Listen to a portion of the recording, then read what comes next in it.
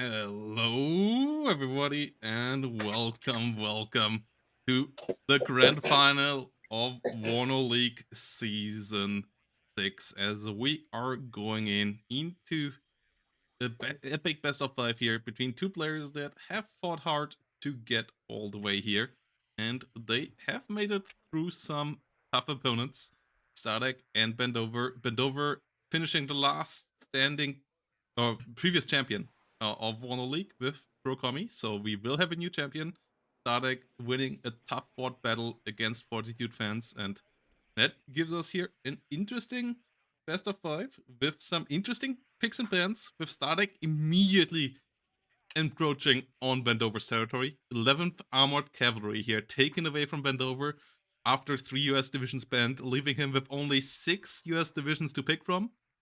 And at least Static doesn't pick any further US divisions, so Bendover can pick 5 out of 6. 82nd Airborne, as per usual, is staying unplayed even by Bendover. And 35th here will be the final division on Albion Duel. Until then, we will see 6 US, 9th, and maybe 24th and 35th here in the end, if we get to a game 4 or 5. And 11th AirCav here versus 30 US on Mount River. That should be a pretty hot game number 1 here. Fighting over a $100 difference in prize money. You can still assist with the prize money over at Matcherino. And what do we have here?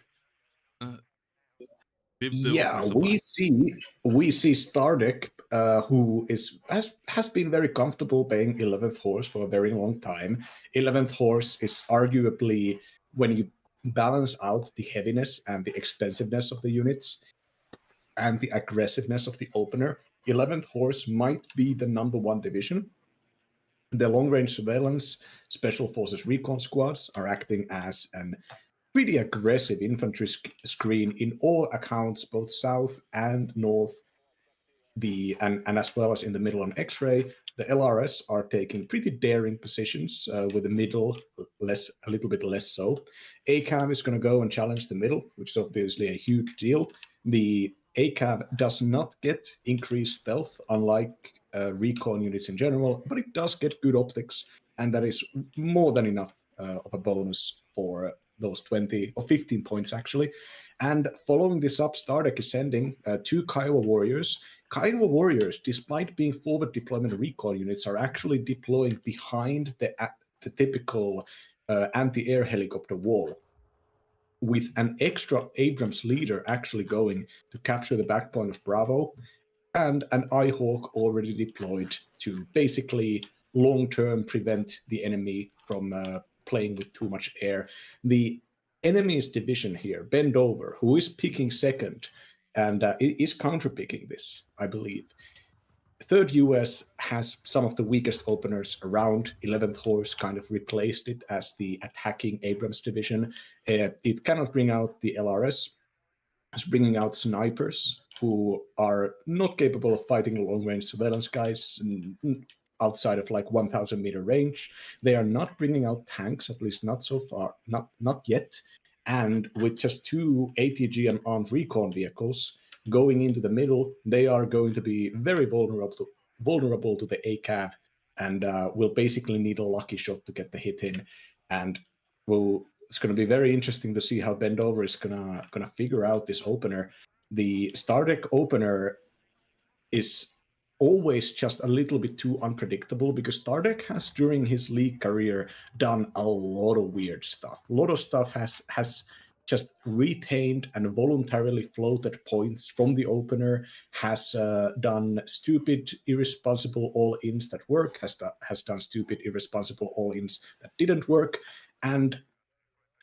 but behind all of this, there is a lot of capability and a lot of experience in trying out this stuff. So even if Stardeck is playing a standard, very risky Stardeck all-in opener, Bendover doesn't know if this is going to be something weird, doesn't know if it's going to be exceptional. And Bendover's attack is actually going to be happening from down south. There is a tank CEV and some infantry moving protected by a chaparral, and they will be taking out that Stardeck Southern LRS most likely, and could possibly push into Lima.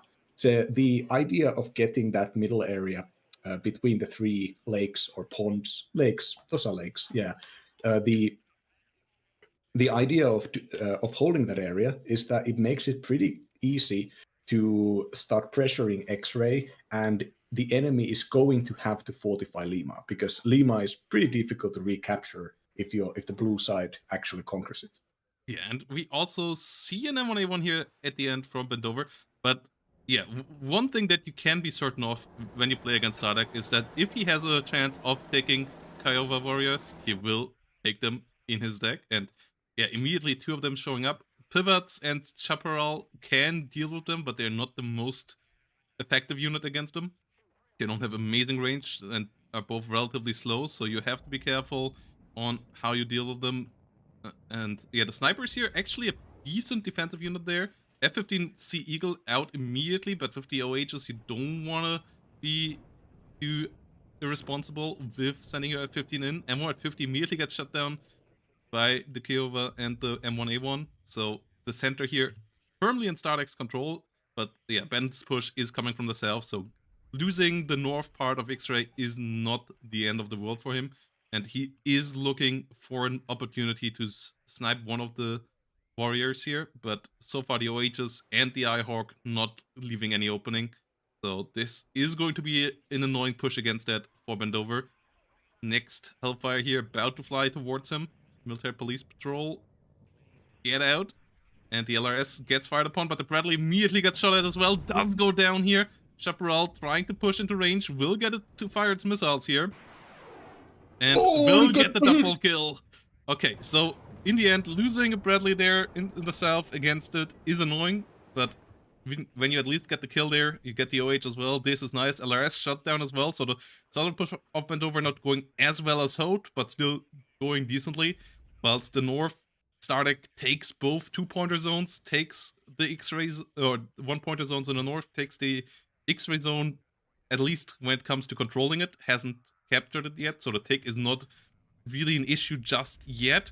But the M1A1's pushing really deep. We know Stardeck, he loves to push to the brink of it, even just trying to fight non-stop with the units that he has on the battlefield, even if he only has a few of them, and he gets the next Bradley here, so it seems to work out for now. Oh, the Kiowa Warrior was not in position. The Chaparral has been left to cover, and all of these vehicles have now moved further up the peninsula, the isthmus, the isthmus towards X-ray. So with the Sea Knight with its TOW-2 missiles, and then the Kiowa Warrior now has a companion, but there is basically no realistic way to advance here without dealing with that Chaparral, and that is going to require infantry recon, and tanks, as always. And there are decent amounts of infantry recon and recon in general in 11th Horse. The infantry tab is pretty limited.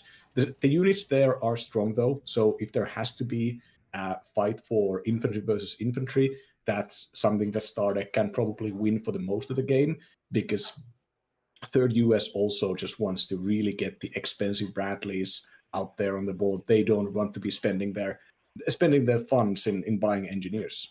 Yeah, they want to get the M1A1 HA out eventually as well, because that outclasses the normal M1A1 to a point where that one is kind of useless, so you need to deal with it with ATGMs and planes, basically, in this matchup. And so having one or two of those out in the later stages will be really helpful as well. For now, Bendover will have to try to find a way of stopping an absolutely brutal tick against him here. So has to get to X-Ray. He don't want to be up against a +4, or has to find a way of getting back into the northern zone at least. +2 is something that he can take for a while, but a +4 would be absolutely brutal. So he has to try to find a way to at least contest X-Ray or capture the northern zone back. Currently, seems like he is focused on trying to get into the X-Ray zone. His Fireteam Dragons there, getting some shots, getting some stuns. M1A1 and Bradley now pushing up there could be devastating for Startek's M1A1 ACAF. The C-Knight is pretty far back. He has a landed... Oh, no, Kiowa... Yeah, Kiowa about to land here, being ready to micro against the enemy tanks there. Fireteam Dragon does go down. First CV does get shut down as well, so Bendover currently can't push just yet. M150 here doesn't want to fight with the Milan 2 team either. And this is an issue. The Kiowa being microed and being able to fire whilst on the ground, one of the biggest mechanical exploits you can do in Warno. That this is still unchanged is a weird one, but obviously it's part of the game for a long time, so both players know that it can happen here.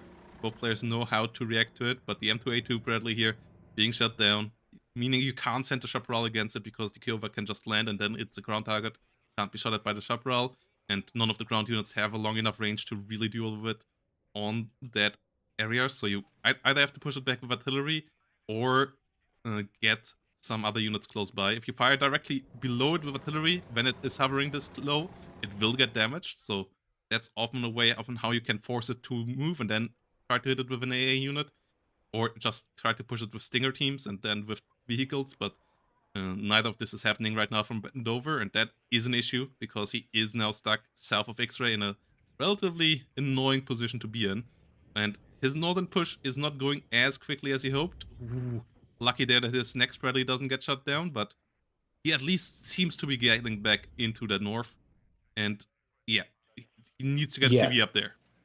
Yeah, basically Startek seems to be converging around building a mechanized battle group around the fire supremacy provided by the Kiowa Warrior. Kiowa Warrior now firing, and Abrams goes down. M1A1 does miss its shot and then just chose the slightly wrong angle there, showing side armor, trying to retreat to the forest with the wrong pathing. Should have just retreated back straight, and the M1A1 ACAV gets the kill. It likely would have gotten the kill anyway with the following up M1A1, but oh, that is really brutal here. Bendover's southern force now completely toothless. He is bringing in another M1A1 there, but he has no way of pushing through there, so that means he kind of has to go through some pressure in the north.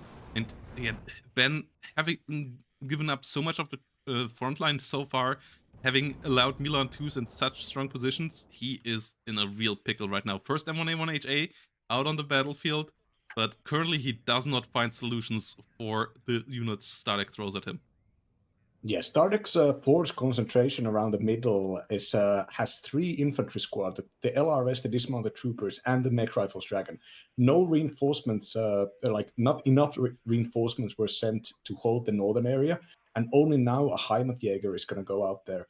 Bendover doesn't know this, but if they had tank supremacy or just the scouts moving up forwards, they could start pressuring this way more.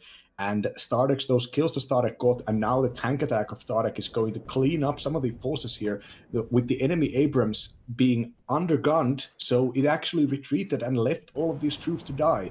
This is very, very important for Startek to get these free kills here, to draw away resources when they, or like Startek himself, does not have enough to protect the north.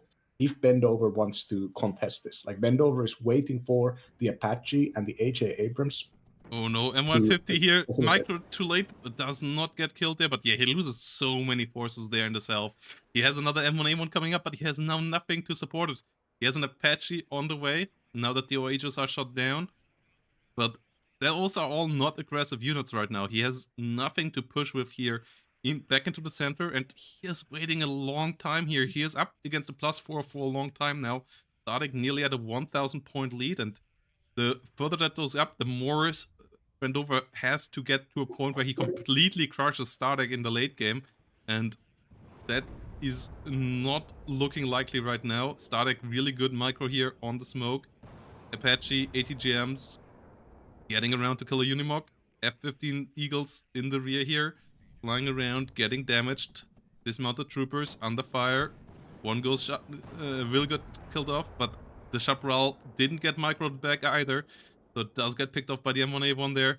The dismounted troopers did spot it, and the Apache here in the middle, not able to find anything. Pivots moving into position to try to deal with it. Now the push in the north is happening. M1A1 does get hit there at least, but the Jaguar now in position up there as well. And Ben, still up against the +4, will only now get it reduced to a +2. Yeah, the Heimatjäger there is very important because if the vehicles move a little bit right, if Bendover's vehicles move a little bit right, the Jaguar will be able to spot and kill them with the help of the Heimatjäger. And the Heimatjäger 9-man squad can still survive there for a moment, giving precious extra time for the CEVs and the Jaguars to actually do their thing when it comes to killing the enemy. Yeah, perfectly timed C-Knight change in altitude there to dodge a Stinger missile as well, with dropping behind the tree line there to dodge the shot. The Ito now in the south, this does get a shot out against an M1A1. A sniper team too far away to deal with the C-Knight further. M1A1's here in the engagement as well. The Ito will find some more missiles to shoot at the enemy here, as the C-Knight is now pushing closer. That's not a good idea against the sniper. So it might actually get shot down there. Ooh. Oh no, it gets the kill just before with its rockets. Oh, unfortunate. And now the Kiowa warrior is pushing down south as well. M1A1 pushed out of this once more. The Hellfire is not hitting, but yeah, the Eagle needs to fly in here now. And we have 3 F-16Cs on the other side. We had 2 Eagles on the other side. Only one currently flying in, not realizing that there's 2 more F-16 behind us, so likely not going to end well for the Eagle. Yes, Eagle does get shut down without getting a kill. Tadek currently just playing this perfectly. M1A1 here now, taking some more kills in the south. Apache does go down as well. Next Phantom being brought up. I believe the other F-15 already forced back and still reloading, and there goes the Phantom as well. Apache is down too. Yeah, this is not going Bendover's way at all. Getting into bad trades from the get-go.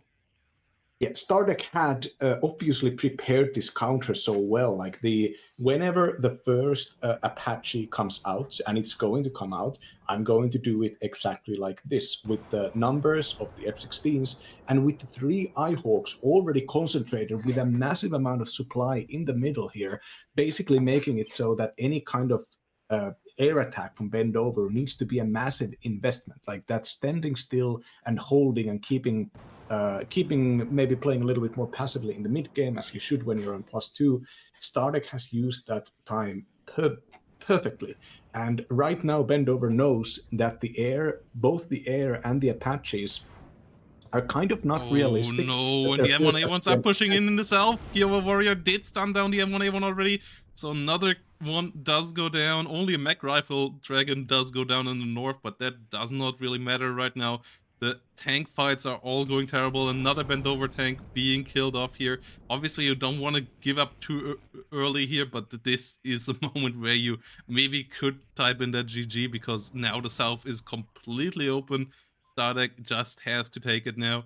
Pushes a pivot up with all of this as well. Gets an OH scout there too, and still has a decent defensive force in the north. Has M1A1s up there still. Has a lot of ATGMs. Does finally lose the Jaguar and the M1A1HA. Yeah, if that gets online in decent numbers of decent supports, it can turn this combat around quite easily, but it never got there, and Bendover just bleeded a couple too many units early. Might at least get the Humber CV here with his military police. No, they don't see it. Or they might be able to get a shot off there. Yes, they do. Okay, so they at least kill that, but now the Apache in the south is in a bad situation as well with the pivot, with the F-16. F-16 at least gets pushed back, but the pivot likely gonna get it stunned. Or not, okay. Apache at least might have a shot now to deal some good damage, as the Abrams a bit overextended. No F-16 coming in just yet. We have an F-15 in the sky, protected too, as the Apache is trying to find a better position here around the M1A1s. F-16 does get shut down by the F-15, but another one is coming up, and the F-15 does get shut down by the Eyehawk. Second F-15 at least out now too. Will push back the F-16. Does not quite get the kill. Does not get hit by the Eyehawk either though, so it might be able to come around again. Apache here does get some shots out. It is relatively stressed out, but it has 16 missiles. So eventually it should be able to find some hits here. Does get the first kill here. Does not have a recon helicopter around right now, and does not have any recon units around either. needs to get low here and then move slightly to dodge the F-16.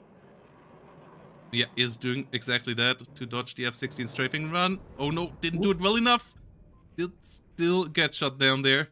F-16s actually had spotted it. I'm not quite sure how. Maybe the C-Knight did see it there. And yeah, did get killed. I think the quick fix saw when it landed. And Maybe another saw it F-15 landing. here moving in. Does get 2 hits, but does not get a kill.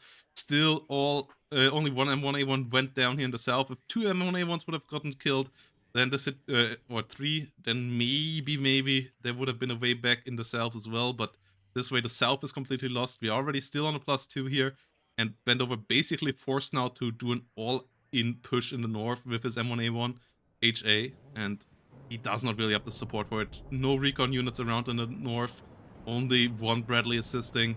And another F-15 run in here, gets the C-Knight, might find the Kiowa warrior as well. No, likely not. And he's struggling to actually get around here to do all that much. The air fights didn't go well, the ground fights didn't go well. It's not looking good here for Bendover. Yeah, when the back point of Oscar, which currently Bendover has no realistic capacity to actually capture back, when that goes for Stardeck is going to probably win this. But what Stardeck doesn't know that there is an MP patrol unit with 5 more recoilless rifle shots, and they're gonna have like a 1 second to get a perfect hit on this Humvee, and with 6 health, I think that might actually kill the Humvee. So let's see if Stardeck is gonna get stabbed in the back by this. Oh, Bend Bendover over, meanwhile. did even lose his CV in the north, so he can't even capture Alpha. He controls Alpha right now, but he has to buy a new CP mud. He would at least stop the tick for now, but he will lose another 2 minutes of time here against the +2, which soon likely will continue in the south with a Humber ECV on the way there. As this time around, the C-Knight also will find the military police patrol unit there. And yeah, M150 is here now moving into the south, but they don't really gonna change anything. The Eagle does not have any M9Ms left, so it can only do a gun run. It does deal good damage there. Military police patrol gets another shot, does miss the C-Knight there with that though, and the Eagle this time around pushed back. So the 20mm autocannon should be able to do it. Stardeck's still a bit stuck here, but yeah, the loss of the CV in the north really annoying for Bendover right now, who is now trying to do it with the M1A1HA. But yeah, just too few support units here right now left for him to really push on with it. This is the unit that you want to have. This is the unit that is a complete game changer. Normal M1A1 can't even penetrate it on max range. So the damage difference between these two is massive. But on its own, it obviously cannot push on. Tanks in Warno need a lot of assistance, and the one in the north just doesn't quite have enough right now of that. All Black Hawk aircraft troopers have been routed away by Stardeck's forces, so Bendover is not getting in there. Phantom getting called in to deal with the Kiowa warrior harassing the Black Hawk, and because this is outside of the Ihawk range, they can still safely fly there. And Stardeck's infantry blockade here has arrived to protect, to recapture Alpha, theoretically, now that it's going to get captured. The engineer flash here are small squads, only 5 man. They can't really fight, but with the flash launchers, they can fire 2 very quick salvos of 4 napalm launchers. The flash popularized by Arnold Schwarzenegger in the film Commando. In real life, absolutely useless and impractical weapon. In this game, basically a win one infantry fight or infantry engagement ticket. Like, you just, as long as you have those guys supplied, the enemy is going to have to run away because otherwise they're going to have to stay in the flames. Yeah. They are only 5 hit points, so artillery and so on kills them really quickly, tanks kill them really quickly. Like, that's the issue with the engineer flash, that they can get wiped out quite quickly. But the issue for Bendover right now is the Oscar engagement, and he has the aircraft troopers in there now, but he lost his supporting units there. He's now coming in with some more helicopters, but does not really have the air support for it. The F4 did get shut down, killing the enemy helicopter in the north, and he would have to go all the way to Bravo. Obviously, in the tournament grand finals with a couple of $100 on the line, you don't want to throw the towel too early. But this game here is in an insanely tough position for the third US, and yeah, he would need to get an insane amount of kill. And oh Oh, the no, cluster? F16 cluster Oh. does not quite get the kill. It's the weak cluster with only small bombs. So even a damaged M1A1 HA with its 3 top armor does not get killed, but the M1A1 CP does get the kill there in the end. It's down to 1 hit point itself, but it did finish off the last hope of Bendover there. Bendover losing his tank, losing his helicopters in the south. Did get the Humvee CP actually there, but loses everything for that kill. Not worth it here in the long run. +1 up here for Stardeck again, and without a single Abrams on the battlefield right now, against multiple still on Stardeck's side, with Stardeck having air superiority and having the better positions on the battlefield. This is looking absolutely desperate now for Bendover. Yeah, Bendover's command tank is coming in here. It's another F-15 coming in here. I think this might be the last F-15, or maybe the second to last, have been shot down.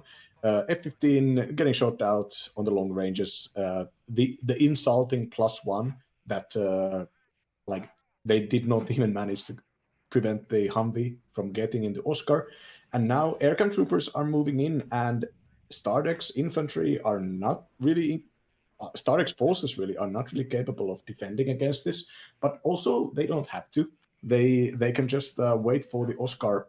They just have to defend Oscar, and they have to defend against a breakthrough in the middle. And yeah, this Bendover had a good idea there. Knew where the enemy tanks were versus trying to get a blind cluster bomber run on there to soften them up for his M1A1, but F-16's here too strong. Couple of more units going down in the north, but without an Abrams, you just can't push here as Bendover, and you would need a push desperately right now. Now a new CB on the way for Stardeck in the south towards Oscar to get the +2 up to finish this game in half the time compared to the +1 tick we have currently. Oh, dismounted troopers getting the CEV there with a side shot as well.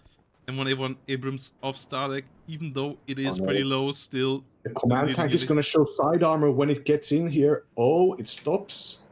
It's not yet. There's going to be 1v2, and they're going to have a great angle against that M1A CP. Yeah, and there's no support tools here left for Bendover. He did lose the helicopters, he did lose the planes. F-16C cluster from the other side actually coming in will drop on that M1A1. Won't kill it again, but will damage it heavily, stun it down, stress it out, so that the aim time here on the other tanks is better as well. 2.76 aim time versus 3.4 second aim time, so you will get the first shot out before the enemy can shoot back. Stingers now taking the brunt of the fire. Those will get killed off. And now the M1A1 of Bendover being hunted down here in the forest. And just desperately trying to disengage. No support units here that actually can deal damage back to the enemy M1s. The military police M67's not a unit that can deal with it. He even gets the shot against the M1A1, but can't one-shot kill it, and his unit does get killed. 60 minutes remaining here, but realistically it's only 3 minutes or so with the CV here about to get it to a +2. And yeah, Bendover completely stopped from moving across the battlefield. All Abrams once more removed from the battlefield. And Stardeck really with a start to finish victory here with just the better engagements, with Bendover not being able to preserve his units for long enough to get his game changer units onto the battlefield. And with that, just being mowed down by the faster M1A1 division here. Yeah, like the Stardeck's, like those tank kills that Stardeck got out of the enemy pushing maybe a little bit too fast into X-ray. It was very clear that Bendover had one win condition here, and that was just don't lose units and outscale the enemy. Don't take bad engagements, don't get locked into infantry fights, don't play too risky. But Stardeck, especially like Stardeck's early iHawk play of just not even bringing out airplanes before the F-15s had been harried away, and the few really crucial engagements up that Stardeck knew how to capitalize on. That is the difference between a excellent player in Division 3 and 2 and an excellent player in Division 1, is that when a Division 1 player sees the way that their engagements have gone in one part of the map and then get in a second part of the map a bunch of kills, they will work based on this information and just right-click back into the back point, as we saw Stardeck doing. Had Stardeck kind of calcified after that fight early on, had Stardeck just kind of kept on and being a little bit too static, Bendover would have probably been able to rebuild the tank force, and then the engagements for Stardeck could have been, suboptimal, because the enemy would have been able to have the HAs to basically have the best tank. And Stardeck knew that that was going to happen and seized on the first moment to start, doing another risky all-in, but this time, of course, with more information. Yeah, GGVP here to Static. Bendover just not quite finding the footing into this one. Not quite knowing how to deal with the helicopters. Not the easiest job. I believe he should have done it more with stingers and less with pivots. But still, even then, not the easiest job to deal with them. And then, yeah, when he tried to push from the south and lost his Abrams and then got rolled over, that was basically the breaking point moment. And he just gave up the north too easily. Like that's basically the gist of it. He tried to get into the center from the south, but that was a risky push. I believe it would have been a lot safer to give up the center, keep that pressure on the southern crossroad, sure, but save your own spot in the north, live with a +2 against you, and try to get the M1A1s out. HAs out in numbers to really bully the M1A1s, but he didn't do that, and he got punished by Stardeck here quite tough in game 1. Let's see if Bendover's second US division can do it better. I would argue that it is his best one. He picked first, he picked the map for it. 6 US versus Berliner Gruppierung being our game number 2. Stardeck, one of the few Berliner believers. Most people believe that is a pretty trashy East Berlin division, and I would agree with those opinions. But we have seen Stardeck taking this before, seeing it as a light division that can bully other light divisions. We will see if he's right or if Bendover. And here we go, game number 2, Bendover versus Stardeck on Stonebear, and Bendover now bringing around the 6 US here, bringing around the light division versus the wild pick on the other side. And that all is with a decent amount of prize money here on the line. And you guys can assist that. And you can even assist that for free by clicking the claim code button up here if you haven't done so just yet. And adding 25 cents to the prize pool for free. You can contribute directly with the contribution button as well. And yeah, currently prize money for first place $214. Second place gets half of that, so decent difference there in the prize money as well. So let's see who will make it to that first place here. Will Stardeck get one step closer here in this one and get to match ball, or can Bendover get the equalizer here, basically making it a best of 3?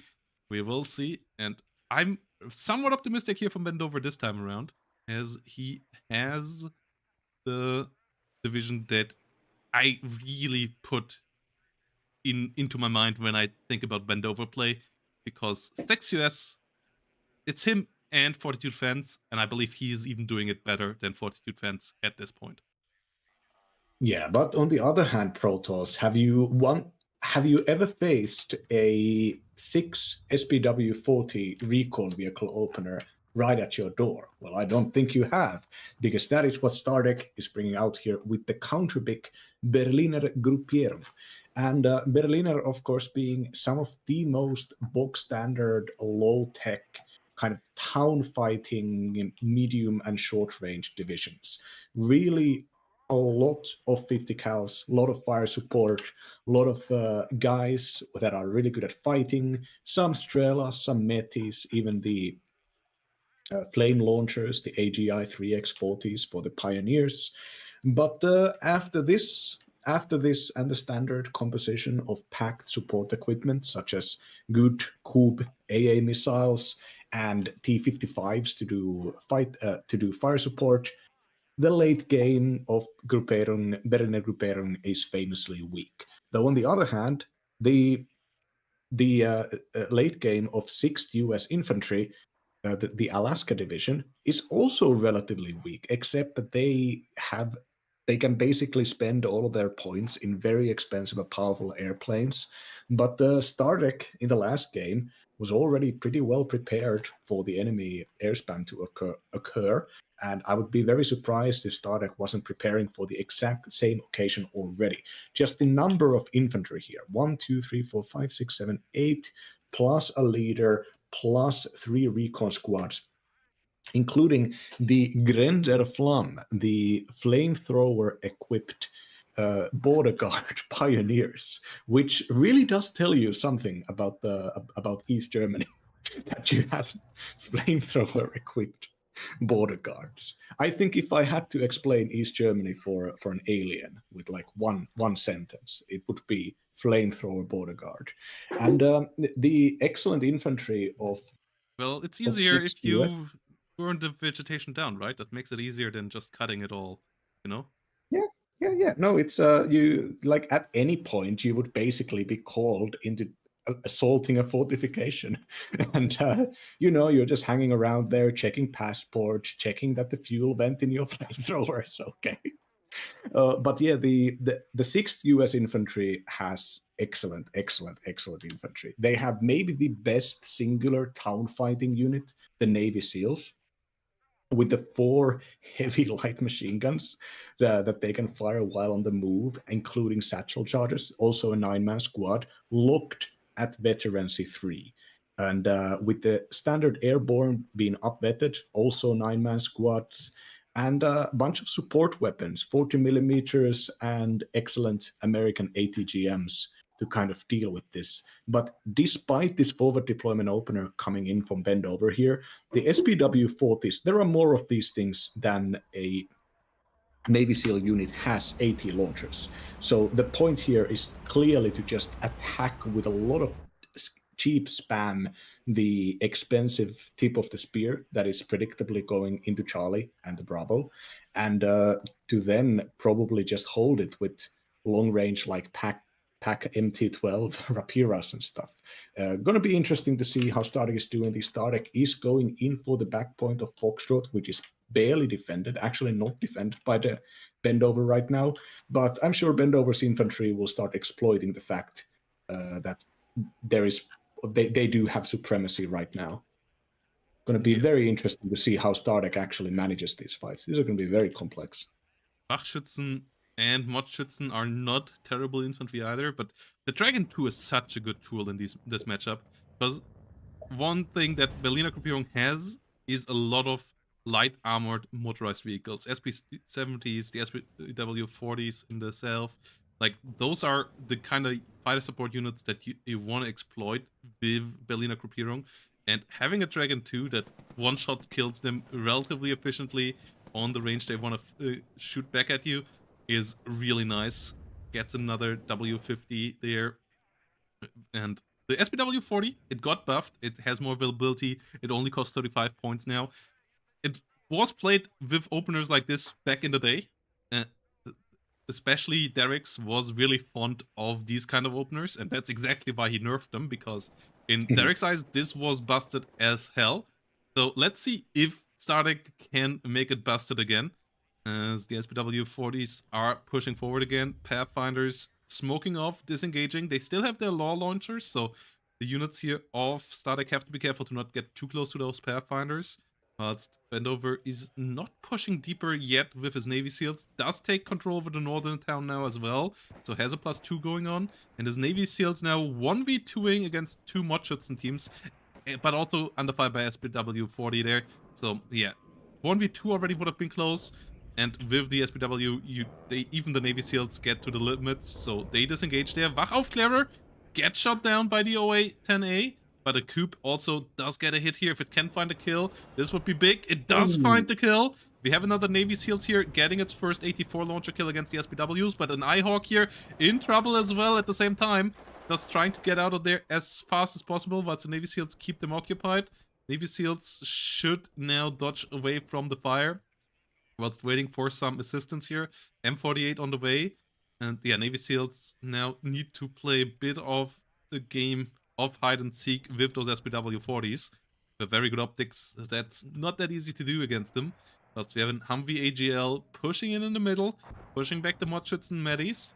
And in the north, the Modschützen teams have been annihilated as well. So Bendover does win in the north. He still has to deal with the units in his back point though. And that's not going to be easy.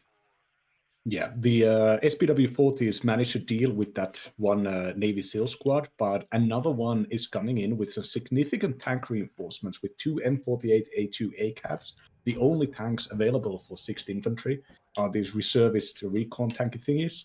And with no weaponry actually in position to deal with them, the SPW-40 is going to have to run immediately. First of them getting shot at by the Patton. And meanwhile, a second Patton is kind of just doing some free damage here on the back lines, already upvetted itself into the topmost veterancy. And yeah, once again, Pack D44s not in position to fire. Stardeck is still just relying on the standard unit composition. A flame tank is joining the fight. There's a Wachschützenführer that could move in and get the back point and probably should to actually reverse the +2 in for Stardeck. But if Bendover actually just keeps on like finding these enemy units in bad positions, such as we can see the 40mm grenade launcher just destroying this Motorschützen Metis that cannot escape, the LRS providing perfect coverage here, the flame tank is going to move in here, and the AB TOW will probably be able to get a shot at it. Ooh, at least something gets killed on Bendover's side, but nothing crucial yet. And I would say that D44 though, finds the M48s and they don't have smoke. So they can't really run. D44 misses the second shot, but has the M48 stressed out quite heavily now. Ooh. Does likely get the kill there. M48 cannot run anymore with this level of stress, but the Cobra here will be moving around to finish it off. The SPW-40s should have retreated a bit further. We have another SPW D44 here that got into maybe a bit of a too much of a tight position here for Stardeck. He maybe should have pushed it deeper towards Charlie, getting into a really good ambush position. Still in an annoying position, and Stardeck still keeps on sending in reinforcements, but his micro across the rest of the map currently uncharacteristically sloppy. Like, the losses in front of Charlie way too high, the losses of his units in the north not really well microed as well, and even in the rear here now, with the loss of the SPW-40s in all their numbers against units that they couldn't really deal with in the first place, is in a bit of trouble as well. Mi-8 TV rocket helicopter now trying to assist these units, still trying to get the capture of the rear zone, but it's such a long reinforcement for him into the zone, and it's such a short one for Bendover, so Bendover has a real home turf advantage in the zone. Yeah, with those 40mm down in buildings, it's basically going to mean that Stardeck is going to lose every infantry fight unless they also bring an equivalent or stronger amount of fire support, which is going to be really annoying. I mean, the Stardeck is dealing with a bunch of PKMs with some combat frogs transporting them, and the combat frogs will be excellent. The PSHs will be excellent fire support in practice, but with these ranges, the airborne dragons might actually get some hits in, and the airborne dragons are just slightly less have slightly less range in their AT weapons than a 50 cal would have, but still in practice those things are really annoying. And at the very least, Stardeck has solidified a control over this side of the zone. The enemy is bringing out a Stinger and a Bats now, and that's probably going to be a problem here for the rocket helicopter. Oh, the Prowler is coming in and targeting a Shilka, getting the Shilka in. Kub putting itself on and getting a hit here. Oh, that's a big one for Stardeck. That means that plane is not going to be here for a while, which means that any kind of follow-up bombers that Bendover were going to send here are going to have to deal with the 2 existing Kube AA launchers, as well as the increasing number of Kubes that are going to be coming out here for StarDeck, now that StarDeck knows that this massive air investment into the Prowler has been made. The most important unit in 6th US, even more important than the Navy SEALs, I would say. Yeah.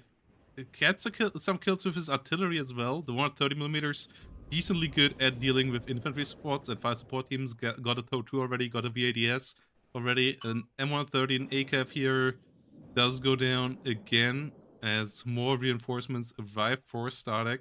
His anti-vehicle capabilities down here relatively limited, but 6US obviously also does not have all that many vehicles. So only one M48 left here directly in the zone, one slightly behind it.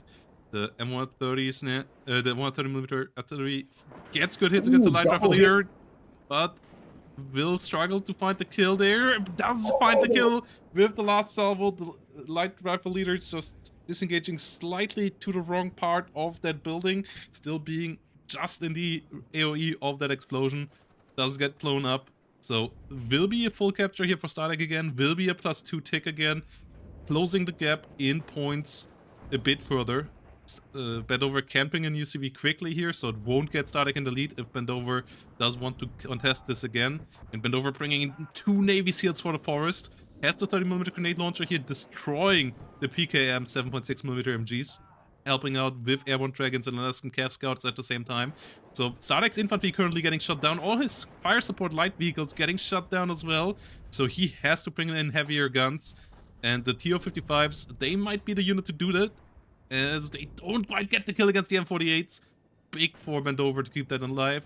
Every single tank that you can keep alive gives you a bit more capabilities than you would have otherwise, and lets the enemy worry about a unit that actually can kill vehicles on a bit of a longer range. Good micro on the airborne dragons as well, keeping those alive too, as the D-44 is in the next fight against the next tank. Trying to get the aim here on time. Will miss with the first shot and might just go down there. Yes, just goes down there. Mi-8 MTV rocket once more moving around. Will find some US Marine Corps security forces, but StarDeck lacking infantry in that forest, and 3 Navy SEALs teams about to run him over in that forest fight. Even Wachschützen RPOs, they can maybe 1v1 Navy SEALs with the RPOA launcher, but they can't deal 1v3, and they just will have to run there in a second. The Navy SEALs ran back into the flames. Oh, the D-44 gets one of them in transport, does get shot at after, and won't find the second one, as Navy SEALs now getting attacked by the TO-55 flamethrower though. So 2 Navy SEAL team go down. An airborne dragon here in the rear finds a kill against one of the support units. The Mi-8 and the D-44 go down here as well. So StarDeck is still losing some forces here, but his TO-55 unit now finding an airborne dragon in the rear as well. So StarDeck does start to get some crucial kills here. Getting rid of all the Navy SEALs takes the infantry advantage from Bendover and will give it to StarDeck with his Wachschützen that are just a bit better than the mainline infantry that Bendover gets. So that would be a crucial kill. Artillery on target against the Navy SEALs and the 40mm grenade launcher right now. Does not find the kills just yet though. TO-55 does go down to one of the M48s, so the fight here is still crucial, and yet the rest of the battlefield has stopped moving here. Both sides fully microed, fully clocked in onto this fight, and it makes sense. This is the crucial fight right now. StarDeck still trying to find some positions in the center, but not really finding them right now. And yeah, D-44 here might find a kill against another M48. Oh, does miss again, but the M48 is so low, so slowed down through to the stress. D-44 keeps on missing. Cluster Bomber does not find the other one, and the D-44 does not find the kill either. Oh, disaster for StarDeck there. Not finding either of the kills he wanted, and that would have eliminated all the tanks here in the south. Instead, we will soon have 4 M48 ACAFs here, as Bendover brings in 2 more, which are likely the last 2 that he gets in the deck. Yeah, so meanwhile, StarDeck has kind of transitioned into T-55 play. Early on in the game, we saw a lot of Motto-Schützen and BTRs, and now we're seeing the reinforcement speed of T-55s, and even more 130mm kind of medium to light artillery is getting bought in here. It seems to have been very effective. It's very accurate for older generation artillery, and still has a salvo length of 4. and not the equivalent of 6 as with some more modern artillery of the same type. But basically, I think the Stardeck's transition into this wide kind of mid-century mechanized force is probably going to pay off pretty well here. Like Bendover's reinforcements are not, they are all concentrated in this one area here, and the fact that they've not been able to push through Stardeck and Stardeck's reinforcements keep scaling up. The anti-air is already very close. The infantry attack is now happening into Charlie as well, and slowly whittling away and getting preferential engagements here with the RPOs and using the tanks whenever they can be. Okay, another napalm bomber Intruder does get a shot on the coops. One of the coops in the fire. Can it get out of there in time? It's moving to try to save itself. Oh, it's close. It likely is going to die. It just moved a bit too late into the slightly wrong direction. Yeah, one coop does go down. Didn't find the kill against the intruder. So the napalm bombing run there didn't quite get the full jackpot, but still did get a kill. But Stardeck here now trying to crawl himself back into the middle. TO-55s and T-55As overwhelming the infantry there with fire support, but the rear zone here still being annoyingly occupied in that corner by Stardeck's forces, so he gets the take back online, and he has now 3 of those relatively affordable and relatively good for this matchup 130mm. They're usually not the artillery that you want because they can't really kill tanks, but they can deal with fire support teams like those 40mm grenade launchers or VADS quite efficiently. Ooh, Navy SEALs getting lost here in the main attack happening. Stardeck's tanks and flame tanks are moving in, not engaging. The Dragon gets a shot off, and the Dragon does 2-shot front kill the T-55s, but the second shot is most likely not happening. Too much damage, too much stun. Finally, we see infantry reinforcements happening here for Bendover, sending in some National Guards rifles, meaning that there is a lot of sustainability of large infantry squads in this division, but Bendover has been buying the good stuff first. Now we're seeing the NG rifles, we're seeing light rifles, RCL, which is one of the more powerful light rifles variants, because the recoilless rifle can fire at infantry units. And with its ammunition of 8 and its mediocre damage, those 8 rounds do actually mean the difference between winning a fight and losing a fight.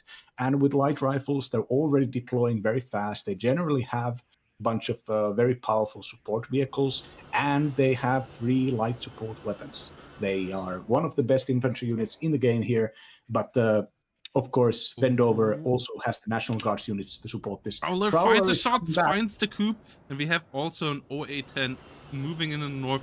And building a Gruppierung is 100% reliant on coups to win the air war, because its fighters are just terrible MiG-21s that just can't keep up with F-15s on the other side. Wouldn't even really keep up with A-10s with missiles on the other side. So that is an issue. Plus, Eyehawks can one-shot them from the ground as well. And we have an Eyehawk already in battlefield. OA-10 now starting to engage in the north. Starting to put pressure onto Stardeck's rear zone now as well in Alpha. And yeah, we have another SU-22 cluster here moving around for Stardeck. On the other side, Corsair coming in as well. And he is finally bringing in more Coups and more Shilkas. But he now also has to find a solution for the northern part. Surprised to see not more of the Modschützen and Strela, though he also already lost a good couple of them as well. They just by accident can find a hit here or there, finishing off planes that the Coups have damaged. The 130mm do find some good damage. The cluster bomber this time around found an M48, but TO-55 does go down as well. So Stardeck can't push deeper and might even have to worry about getting pushed out there in the south, as we see Navy SEALs once more moving in. Napalm bomb drop onto the corner there of the zone. That's luckily for Stardeck not exactly where his units are, but his southern forces are under pressure. He is pushing through Charlie, but at the same time he also has to fix the northern solution. Good idea for Bendover to open up a new front there in the north with his planes that can be more maneuverable, that can choose the area where they start an engagement. more easily than Static's forces. But Static is currently trying to push through 2 points at the same time. Yeah, the Navy SEALs here getting into a series of suboptimal engagements, but that still doesn't matter. The firepower is more than enough in the southern front. In the middle, it seems like Stardeck is really just flexing. There is just the 13-man infantry squad there is going to have to be dealt with by the fire support, and meanwhile the A10 can try to get some pot shots, destroying a flame tank. And with no air supremacy here or air support, Oh only no, with the Shilka Static getting shot down. losing another Shilka. The MiG-21's finally come around, but immediately 2 Eagles out on the other side. He does get the Intruder Napalm, so he at least gets a relatively valuable plane. Oh, the And two his coups. Coops will try to find a kit here against the Prowler again. Not getting the hit with the first shot. One more shot getting towards it, but it gets out before that can register. And yeah, more 130mm artillery here now assisting in the center. That fight will go towards Static. The SPWs there pushing out the CPC, SPW-70s and PSHs here. That's the advantage of this division, the amount of lightly armored fire support units. And the US Air Force security forces, they don't have an AT weapon, so they can't do anything about those units bullying them. Humvee on the other hand, that can do something about it, but has to be careful with the Motchits and Medis and so on around here as well. Medis immediately on target there, does get the kill, so Static will clean out house there, but at the same time get pushed out in the south. So no tick for him just yet. Pioneer AGIs find the Navy SEALs there in the forest again with their flamethrowing launcher. So next Navy SEAL down. That, I believe, is the last Navy SEAL in the southern area. Only one more remaining in the north. And Static has gotten reinforcements in the north, but Dover hasn't kept up the push there. So Static losing more SPWs and so on, but in general, at least secured the front line again. Has to be careful with the planes that come against him, though, as his Coops desperately try to get into a position to assist again. But I'm not quite sure how many Coops he has left in his deck now, as he already lost a good couple. Shilka Lumbers going down as well, so this really is my biggest worry for Static right now, that he just runs out of AA. Yeah, I mean the AA snowball is the main win condition for Bendover. The fact that there's a bunch of A10s, the fact that these A10s can work in tandem with the recon A10. Oh, Prowler coming in again. Coops are still turned on. So another seed missile does fly against them. They don't get hit this time around. Turn on just as the Prowler passes them. So they do get a hit this time around. S22 trying to assist against the Prowler. Corsairs. But the Corsair HE now moving in for the kill. Might find both of them. Does find both of them. And the Prowler does get out alive. And this is a real death blow now to Zardek's air defense. He just bought another coup. But yeah, you need 3, 4, 5 coups in this matchup to reliably push back the enemy air before they can connect with anything. And we just never got there. And yeah, just the Strellas alone could have been really helpful as well, but he lost many of those Motschützen teams as well. So they don't give that accidental hit that then gets the 10th damage and gets you the kill finishing blow. The Shilkas obviously can do that as well, but he didn't have them around either. He is bringing 4 new AA units up now, but he is behind in points. He still needs to push somewhere, and achieving that won't be easy now. Yeah, I believe this is the last coup. I believe this is the 6th coup that we're seeing, and I don't think Stardeck has more than 2 cards. And I probably the Shilgas also are getting pretty low here. I mean, we gotta commend those 2 prowlers, and there are 2 of them. I've been following this. Those prowlers have been hitting their shots, and they do have 65% accuracy on, and they do get the ECM buff, or debuff against enemy radar anti-air vehicles. So their survivability is, and the fact that the airplane is working out, it's not exactly a surprise, but they have still been hitting all of their shots. And when they're right above the coup, and when the coups are getting turned on to open fire, that is exactly when that ECM pays off, because it lowers the accuracy of the coup, even when the enemy is right on top of it. Yeah, we now see a 3rd coup entering again, so the numbers of AA units here getting up a bit again. But yeah, none of the Motschützen Stella left in the south, only one of them with only one Strela left up in the north. The TO-55s there getting involved. The Pathfinders with the law not shooting it. They could fire against the Muchas and Strela, but they're not doing that either, as we have another AT-10, OA-10 and an AT-A-10 on the way together with a Napalm unit towards the north to break that part of the map, as all the AA has once more been bought in the south, and Static now for sure does not have the forces left in the deck to do a similar air defense network up in the north. So with the push coming towards the north, Static kinda is forced to do a counter push in the south. The TO-55 there does survive for now. Wachschützenführer, they have a Strela as well, so they get another hit here against one of the A-10s. And will try to do another one here. Do get the OA-10 to fall back, as the other A-10 is trying to finish off the TO-55 and will do so with its gun alone. And yeah, Wachschützenführer and 7.6mm alone won't stop the forces that Bendover can send in there. New reinforcements trying to move in. MiG-21 immediately getting pushed back. Coops turning on here to at least try to do something. But the 40% ECM on the F-15C Eagle, keeping them up for a while. One will go down eventually. They are not unkillable, but they are still hard to get. Shilka does get shot at again. Coop does get hit by napalm once more as well.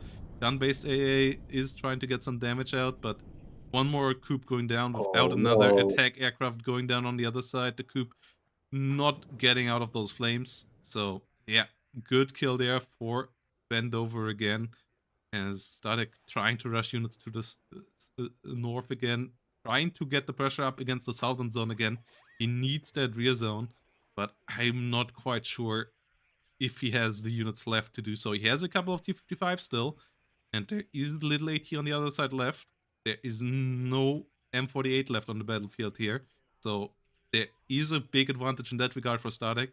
Question is just, can he use that, especially with the air forces against him that can interrupt his deployments time and again? Yeah, the helicopter is getting called right as the F-15 retreated was either good luck or a good play from Startek. Now that the helicopter can be there just in time, as there is no organic air defense in Bendover's northern infantry attack. They also the Wachschützen are pretty strong, and they do have shock, unlike the light rifles RCL. So, and with the fire support being brought out by the SPWs here, they can also win these fights if they are organized properly. Of course, artillery advantage completely on Stardeck as well here. Corsair does get shot down here, and Smoke Barrage is starting to have Stardeck actually get back into the back point. And we know that there is not that many units out there, but the process of Stardeck finding out that there are not that many units out there is a process in which Bendover gets to basically play on their terms. They get to buy reinforcements close by, they get to position themselves knowing where the enemy is going to push, and even now the AGI Pioneers destroying a reservist squad in just a few seconds. I believe there's probably going to be a lot of reinforcements. Oh no, Stardeck is just going for the old fashions. Stardeck is driving in. VDS will kill the Wachschützenführer there before the smoke corner move can work out. Static also lost his CV in the north, so is now up against the +4 for the other side. MiG-21 tries to take the impossible fight there against an F-15. F-15 at least won't find the kill, but MiG-21 won't find a hit against the F-15 there, as we have more infantry trying to get up back north. Artillery trying to kill the CV, but the M577 does survive. And yeah, Stardeck now really low on mobile forces. Still has a decent amount of SPWs around, still has a couple of T-55s to help him siege the south, but his artillery is currently the one that tries to find a bit of a difference there. SPW, PSH pushing down an ITO vehicle there as well, as both moving relatively similar speeds through the forest, but the SPW, PSH now getting close enough, now getting into minimum range so that the ITO can't fire back. So nice kill there. Good micro by Stardeck, finishing off the unit that could just sideshot his T-55, but as soon as the airplanes come around in number, Bendover likely is going to trade up again. And that is a real issue. Now trying to smoke off the middle here, but there's too many forces there for Bendover as well. He has a CV in there too now with an M577 getting in there. So Starek still struggling actually find an opening. Prowler does find another shot. Vivid Seed Missile does find another Coop kill. Shilka will get a bit of damage, but the Coop's not going to find the kill, and even the damage is minimal. Only 2 hit points shot away, but the A10 is around, the Corsair HE is around to deal with the Shilka, and it will deal with the Shilka. But the A10 in the north now being unopposed, able to pick off the Wachschützen. Yeah, Starek is in a really, really rough spot now because his AA just didn't get set up correctly, and now the air capabilities of 6 US just going to dominate this game. Yeah, it really was preventing the enemy from getting into Foxtrot. There were like Stardeck had a lot of those units around there, and Stardeck had a lot of many irons in the fire, so to speak. But just not having those units in proper positions to prevent the Navy SEALs and Airborne from recapturing a foothold into Foxtrot, that was a massive deal here earlier on the game. And of course, the fact that, like you said, the electronic warfare planes have just performed exactly as they're supposed to.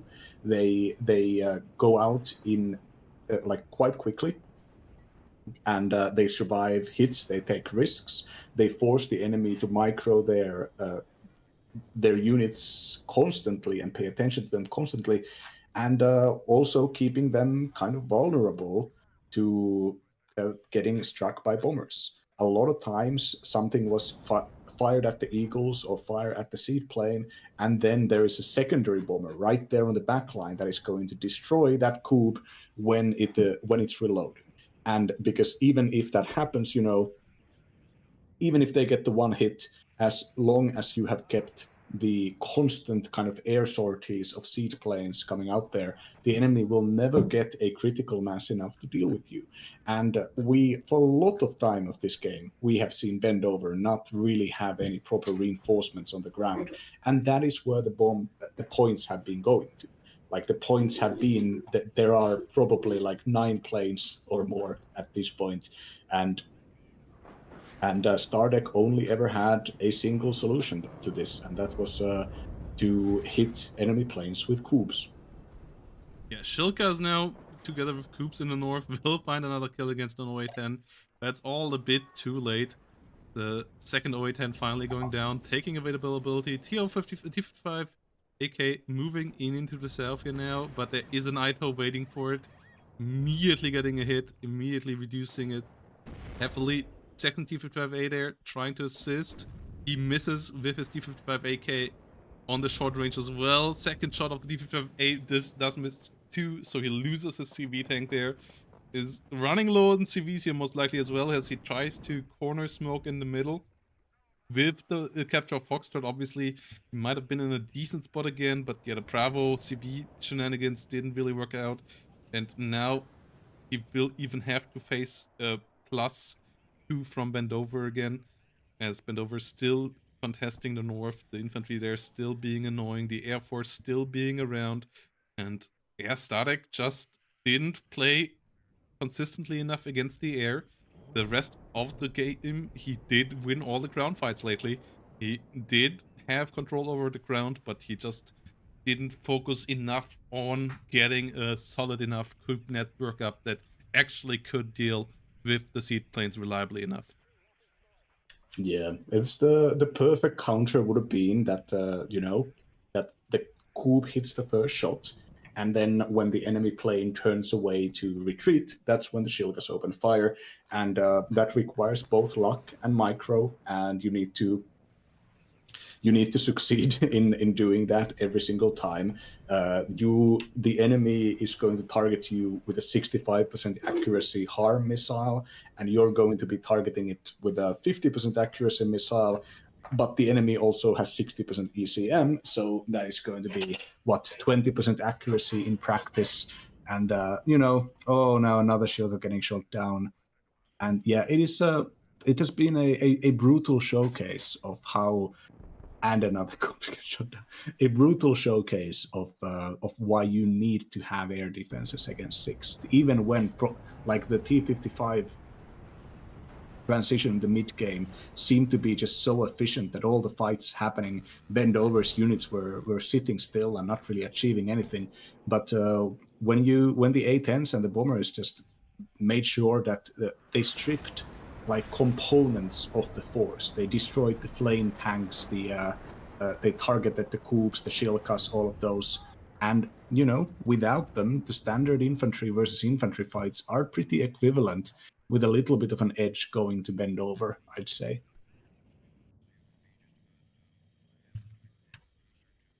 Yeah, and we see a push towards the rear here once more from Stardeck. He is clearing out the full north, but he does not have any real forces there that can get the push through. 800 points behind. He would need a +4 at this point.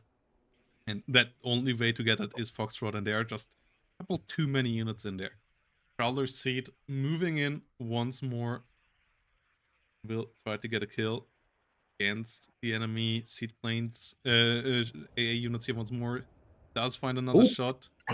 Does A miss this siege time. missile miss. Was that the first siege missile miss? No, there were a couple of misses already against Coups in the south. The Prowler, yeah, the 65% accuracy was about the hit rate that it had here this game, but yeah, does get another one there and will get out. One of the Prowlers might have leveled up by now, potentially, because they really got a good couple of kills here. And the Corsair does find a kill against the D44 as well. All right, but this time Bendover's forces actually are not supplied in down southwest, despite there being supply. The USMC security forces have 84s, which are very dangerous in this moment. The Stardeck is doing a pincer attack of a T-55 and a old-fashioned corner smoke trick. So now, as long as those USMC security units are dealt with in some fashion, this could theoretically work out for the moment. Yeah, is trying to get the T-55 AK in the north, in the rear zone as well. Oh no, that was a side shot. Oh no, yeah. Toe Cobra there, getting into a good spot. The SPW-40 E2 does not want to run into the US Marine Corps security forces with the 84, understandably so. And yeah, Shilka's desperately trying to get into the assisting role here as well, but there comes an 84. There goes the Shilka. Cobra could just now fly over, kill the SPW in the lake, but that one will likely be found in a second. Ooh, interesting. That lake actually has a bit of an issue with its surface. The SPW-40 is currently playing the role of a submarine. Didn't realize that with those lakes. Yeah, we'll have to report that back to the regional authorities after this. Yeah, SPW-40 trying to do it with the diving technique. Oh no, the Toe Cobra still spots it. The Toe Cobra still destroys it on the bottom. Secret missile technology still hinting underwater against the secret Soviet 100% waterproof SPW-40. And there we go. I believe GG I believe that vehicle was. Oh wait, was it SPW-40? Because that's a Soviet one, but the PSH, that's a Hungarian one. Yeah, no, it was the SPW-40, which, yeah, I don't believe has the river fording kit that some of the Soviet tanks get that actually can drive through water with a big snorkel uh, and can be full-on waterproofed. I don't believe that's quite the case for the SPW-40 because it is supposed to swim on top in the first place. So there's no need for it to go underwater. But yeah, it tried to use that technology. The official quote from the officer who told you to perform this operation was, "Nah, it's gonna work. Don't worry about it. It's totally waterproof, guys. Don't worry about it. No pressure. I don't get. Just put the seals in there. Don't worry about it. It's okay. Okay." So if you look at the opener here, you can or the stats here from the opener, like we can see that this was like there was not really a direct path early on, except that of course the forward deploying units did get a bunch of really good kills. But then when you get into the mid game, you start seeing that a bunch of expensive American units like the Navy SEALs get slowly dealt with, but the KDR only kind of becomes equivalent in the middle point of the game.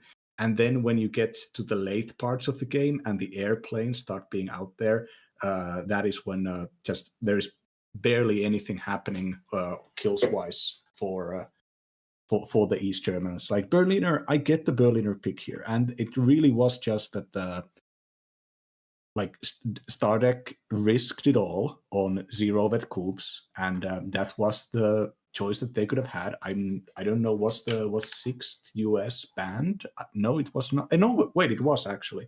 Yeah, so what you could US, take you mean? KDA. Yeah, 6th Motorstrelkova, I mean, it was banned. So you can't get the coups there. Stardek could have played KDA, and KDA also has the best AA launcher, but that probably would have been beaten earlier on in the game by the Navy SEALs. I really don't think I don't think that there was going to be a proper counter to 6th Infantry that did not require the coups to just exist and get hits in, but surely there would have been could have been a division that actually had proper fighters, maybe even just going into just standard division like a 79th, which also is not banned here. Yeah, or anything with a decent amount of SU-27s. But yeah, interesting matchup for sure. We will have another interesting one now with 9th US versus 6th on airport. So really, really light division duel coming up next here. And yeah, kill feed was asked for the Prowler. One of them got The 5 kills. The first one killed 5, and the second one killed 2. But the Prowler's electronic warfare system basically spots the units for the other bombers as well. So the Prowlers are super important, not just in killing and drawing the fire, but also in organizing the seed operation. So Yeah, 7 in total. Also, the tank crew around Elliot in the M48 ACAF just denying fire support to Startek, killing off what I believe 10, at least 9, 10 SPWs in their different forms, taking away a lot of fires of power that could have just murdered the infantry there, and the TO-55 as well. Like absolute MVPs there for bent over on the ground. So really good game there by him in the end, getting ahead decently in the KD as well. And I'm quite excited for that airport game because that is a hot matchup between two divisions that we have seen before doing well on airport. Last time around, Startek did win with 6 there, and 9th with their long range ATGMs can be quite interesting there as well. But both have a bit of a failed scenario as well, in that they don't quite have any survivability built into their units. They're both class cannon unit divisions running into each other, so that is going to be quite interesting as well. Quick break, guys, and then we're going to be back with game number 3 here.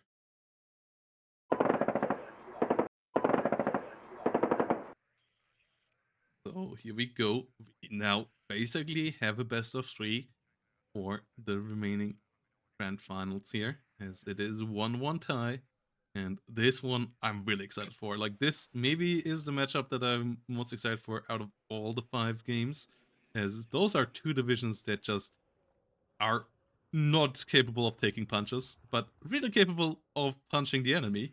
So it will be outright carnage from the get-go, I believe. And Stardex deployment already makes me really optimistic, even more so for that outcome, because you see a flop of 5 AMX-10 RCs moving in with 3 Celtic assisting helicopters here, all moving in for the kill together with an artillery support.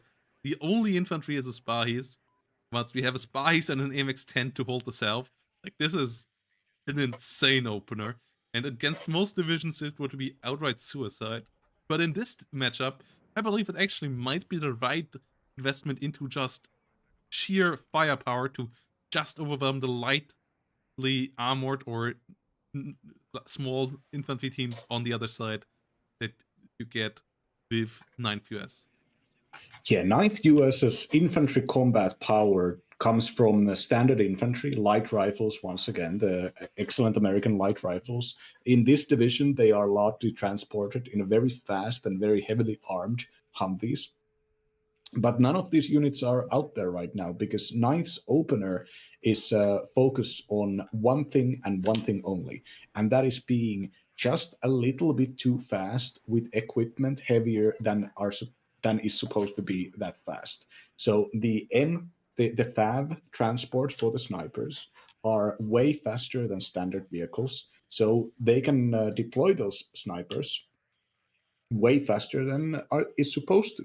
But if you look at the deployments are actually pretty conservative. And even though the 50 caliber sniper rifles are good against vehicles, I'm pretty sure that they're going to struggle against the 3 front armor of an AMX-10.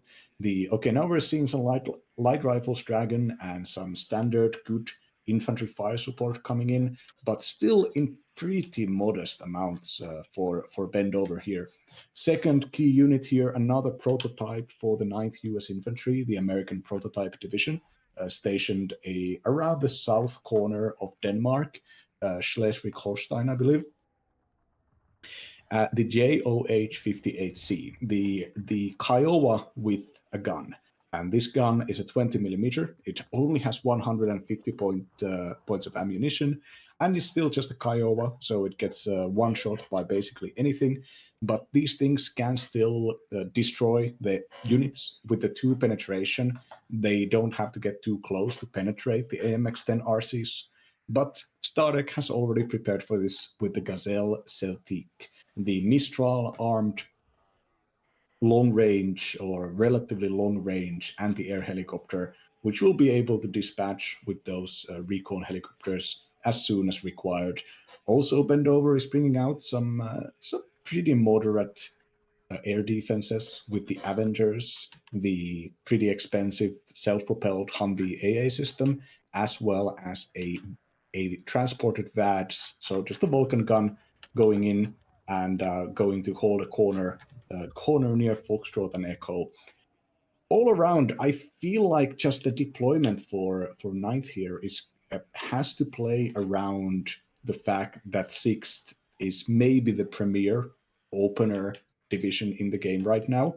The combination of the Puma Orchidea, which is an exceptional optics recon helicopter, the forward deploying super fast AMX-10s with their guns, and the Crap, the 10-man Special Forces Assault Squad that is also forward deployed and has a decent AT weapon and can basically like 1v1 nearly every squad of infantry in the game can be like 1v1 by the Craps. So you just don't really want to engage. You just want to stay, just get a nice little bit of distance between you and the French, and then get yourself a nice core of actual tanks, and the AMX-10s are going to be obsolete. But you got to get to that point before the French have secured all of your zones. And to fight against that, we see just a bunch of TOW missiles. These are the cheap ones that have been up-vetted, the older generation TOWs, good enough for this task, as well as a bunch of 40mm grenade launchers, which can then participate in the fight against the Craps if the Craps ever show themselves. Yeah, they even can kill off AMX-10s if the AMX-10s get too close with the 40mm grenade launchers. And yeah, the JOH here obviously have to be really careful of the Celtics, but they also maybe are just here to try to bait those Celtics into the Avengers. Obviously, if you can get them into gun range, you can do something there, but you have to be careful around the Celtic. Celtic is the faster platform, so JOHs, yeah, they did get mismicroed there for sure, losing both of them by flying sidewards instead of just immediately rotating back towards your units there. So that's a bit unfortunate there by Bendover. Does get the FAV here pretty deep into the south, the transport FAV for the snipers, to at least figure out where the enemy is deploying. And O2 here trying to get into a decent position as well. Sniper squad in the middle is dealing good damage against one of the FABs with units inside, but is not getting the kill there, and the MX-10's all in range, getting a kill onto his sniper unit there. So the center zone here. Likely gonna get lost to the AMXs, but the AMXs have to be really careful. These ADGMs can be quite deadly. I believe the toes, though, are a misinvestment because they are actually just too low. Like, the Dragon is one-shotting all AMXs, even the ones with 4 frontal armor, but the toe is neither one-shotting the normal AMX tents, nor is it one-shotting the better ones, so I believe it's just a bit of the wrong matchup for them because the enemy can shoot back at them and just overwhelm them with firepower there in the long run. If you get side shots, though, they still can be deadly, so one AMX-10 at least does go down there. Ooh, the COCV does get shot down as we have the TOW 2 launcher here trying to assist. And yeah, the TOW launcher in the north gets stunned down. Another TOW 2 trying to come around from the side. We have a Crotel under fire by an FA-16. Yago HE does get a hit though, and the Celtic does finish off the FA-16 there in the end as well. So in the end, still a good trade here for Stardeck. His MX is running out of ATGMs, but the TOW 2s have to be careful with their engagements here. Light Rifle Dragons in trouble as well. Finally, another AMX-10 does go down, but the Jaguar just gun runs the TOW 2 in the north. Oh, annoying here for Bendover. Does not look good for him in the trade so far. And he does lose the Avenger in the south. Oh, Avenger did overextend there, did get shot down. Oh, this is pretty annoying because this is currently his potential winning move, getting into Papa, but without the Avenger AA, he is really open for helicopter moves and for aircraft moves there. Yeah, this is the getting into Papa here with this limited number of infantry was only going to be realistic with literally any tank support or helicopter support. The AMX-10 RC is doing some free damage here and is buying a lot of time for the Legionnaires to get down. And with the Legionnaires down, this is unlikely that Bendover is going to realistically be able to push deep into Papa, and is instead should probably use resources to fight off this AMX-10 incursion. M60 in the north. That one gets shot down. Second one is trying to find a kill here. Now needs to smoke off. Good micro there. On the other side, yeah, does get another hit, but does get killed off by the MX-10 RC. So 2 M60s down for another, only a single AMX-10 kill. Whilst in the south, the Legionnaires do push through. Aito not able to find a kill there. Legionnaires being moved back into the VAB. The snipers with the 50 cal Barrett can kill that off, but the Legionnaire at least does get closer now to fight them. These units close range. Does get stunned down by the 40mm grenade launcher, and Barrett is doing good damage there as well. So the VAB Legionnaire likely gonna get killed off here in a second, but yeah, VAB Legion and Legionnaire there did still deal decent damage. Aquila Recon Drone does get shot down as well before it can get the TOW Cobras close enough. Using that against Celtics, not a clever. They can shoot that down quite efficiently. So yeah, Bendover here currently stretched pretty thin. Snipers in the center do get killed as well, and is not getting into Papa. Yeah, and so far reinforcements that are coming in are being spread around pretty widely, including the Siege Echo, which I think it's probably the only realistic solution for Bendover is to just slowly start dealing away with this enemy incursion, because as with the next wave of AMX-10s coming in, if Echo or the area nearby Echo is not secured, the AMX-10s can start moving in and just start harassing the reinforcement lines. And that is not a position in which anybody wants to be, let alone Night Infantry, which does not run tanks that could efficiently deal with this. Also doesn't run like Apaches either, or Kiowa Warriors. I don't think they have them either. But, they do have a TOW Cobra. TOW Cobra is a nice little unit. Gazelle Celtic going after it. And yep, getting a first shot hit in, getting a second shot hit in as well. But Protoss, I gotta defend the NG TOWs. I know that you need 17 penetration to kill first one-shot kill an AMX-10 RC. But even nevertheless, I think just the numbers of the TOWs was the point. Just having a few extra to have that immediate network where the enemy doesn't exactly know what kind of missiles they are, but they know that they are coming from this or that direction, meaning that the enemy is going to have to start dealing with them. Yeah, And for the technology that Bendover has unlocked in his tech tree, they are for sure the best unit. For people who are a bit deeper down and have a wider tech tree, Medis, Fagot, or Milan 1 would do better. But obviously, that's technology locked in Bendover's tech tree still. He hasn't unlocked those hidden technologies just yet. Avenger here getting a hit against the Jaguar does push it back. And yeah, Legionnaires in the town and Stardeck with MXs moving around. This is quite annoying.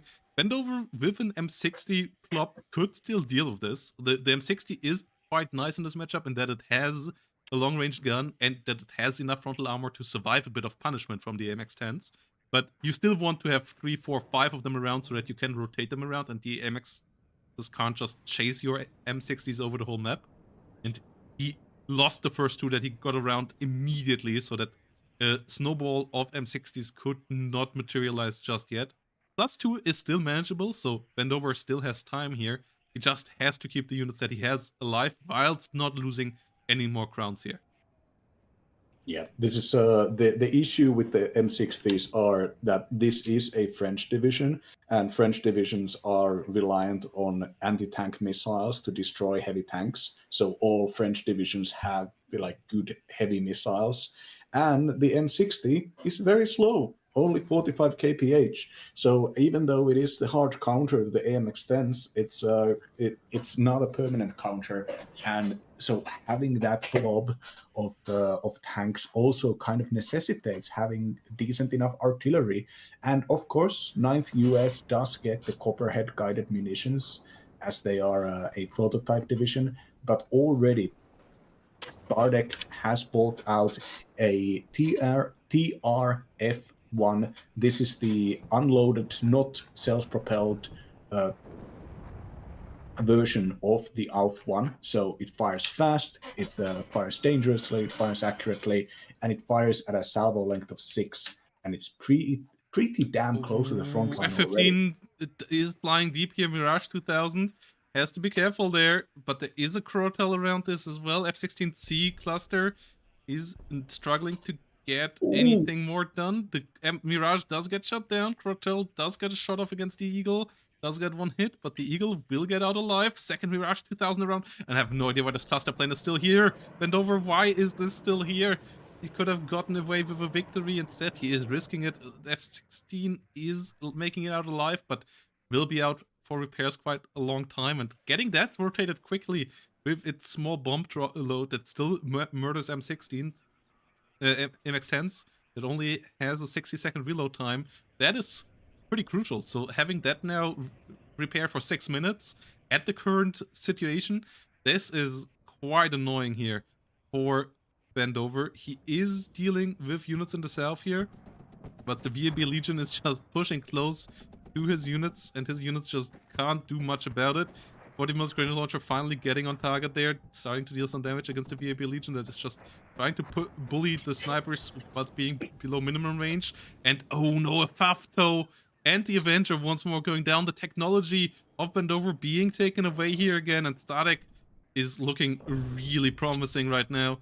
Jaguar does get another crucial kill there. No F-15 here to stop this, and Bendover is so low in forces at the battlefield right now. Second F-15C cluster. Oh no, this is the one with the big bombs. Oh, now I see why. Did he micro it so that it only dropped half its bombs? No. No, he did. Oh no, it's right. This is the one with the endless reload time. I forgot that this is the one that actually kills everything, but is punished for it with a 4-minute reload time. And it does get shut down without achieving much. Only one spy is currently dying here, but that didn't even die to it, but to the M60 instead. And he had a single M60 here now trying to take the fights. Milan 2 firing against it, so it has to disengage again. And Bendover is pushed to the brink of defeat here once again. Yeah, this is like about as well as this could have gone for Stardeck. It did. Still like 10, 12, 11 minutes in, no actual counter strategy or even a front line has been built up by Bendover. Like Bendover's best choice here could maybe to just try to turtle for some minutes that you have left and then do like a big mechanized counterattack at some direction. But Stardeck has so much, so Oh many support units no, here the already. F60 is down. Yeah, there is nothing to hold even Zulu anymore. And if it goes to a +4, the timer will drop even harder. And yeah, Bendover, after losing the opening fights, I felt like he was a bit without an idea how to follow all of this up. Like, he did send units everywhere to try to fight everything, to firefight the situations, but that's just a totally wrong approach against Styx, which is so well known for being able to deal with small unit clusters insanely efficiently. Like, you need to have a plop against it, basically. That is the way how you beat Six. You set up a big plop, and then Six can't trade efficiently against it anymore because that plop can murder AMX-10s every couple of seconds, whilst the AMX-10s can't efficiently murder that plop and just delete it. So plopping is the right way of dealing with Six, and Bendover did not set up the plop at all. He is, which is a bit counterintuitive for 9th US, the heavier division in this matchup, and he didn't play it like that at all. Yeah, just those. It's not the first time we've seen Bendover do the sniper opener, only for the snipers to face standard recon infantry and just get kind of skill issued. The snipers deployed in positions where they were facing like armored vehicles and without any proper support, and doing this very wide defensive front line. There was no support. There was no mobility behind Bendover's opener, and yet Hog getting tagged by the Jaguar here with a bunch of Mistrals and Crotals already hanging around in the middle here, which are like Mistrals are not there to kill F-15s, but it is the best anti-air, like infantry anti-air launcher. So just having them around in these towns means that there is going to be this passive damage that is both like cohesion and both normal damage that is going to be struck very cheaply against enemy planes. And Bendover needs all of those planes right now. And now with the attack that's happening, AGL and light infantry are moving in here. Ooh, the Crabs are actually retreating, going into the Vamp Legion and running a little bit further away to get the better engagement. The TRF-1 is firing right where it should. It's lowering the cohesion, maybe destroying the fault unit in just a second. Yeah, the usage of the VAB Legions throughout this game by Oh, Stardeck to keep infantry in transports and getting them closer and moving them between buildings, that's something that a lot of people don't do, and really did work out super well in this fight to really bridge the gaps between 40mm grenade launcher teams. Does lose the VAB Legion now, and the Crab now in struggle as well, but the MX-10s behind it still giving good fire support, and the Dragons not getting the kills there against the MXs just yet. Crab team under fire, but really Bendover tried to play it like you would play it against a lot of other divisions, tried to get the initiative early on, but as you said, Six Leger they might have the best opener in this game at the moment.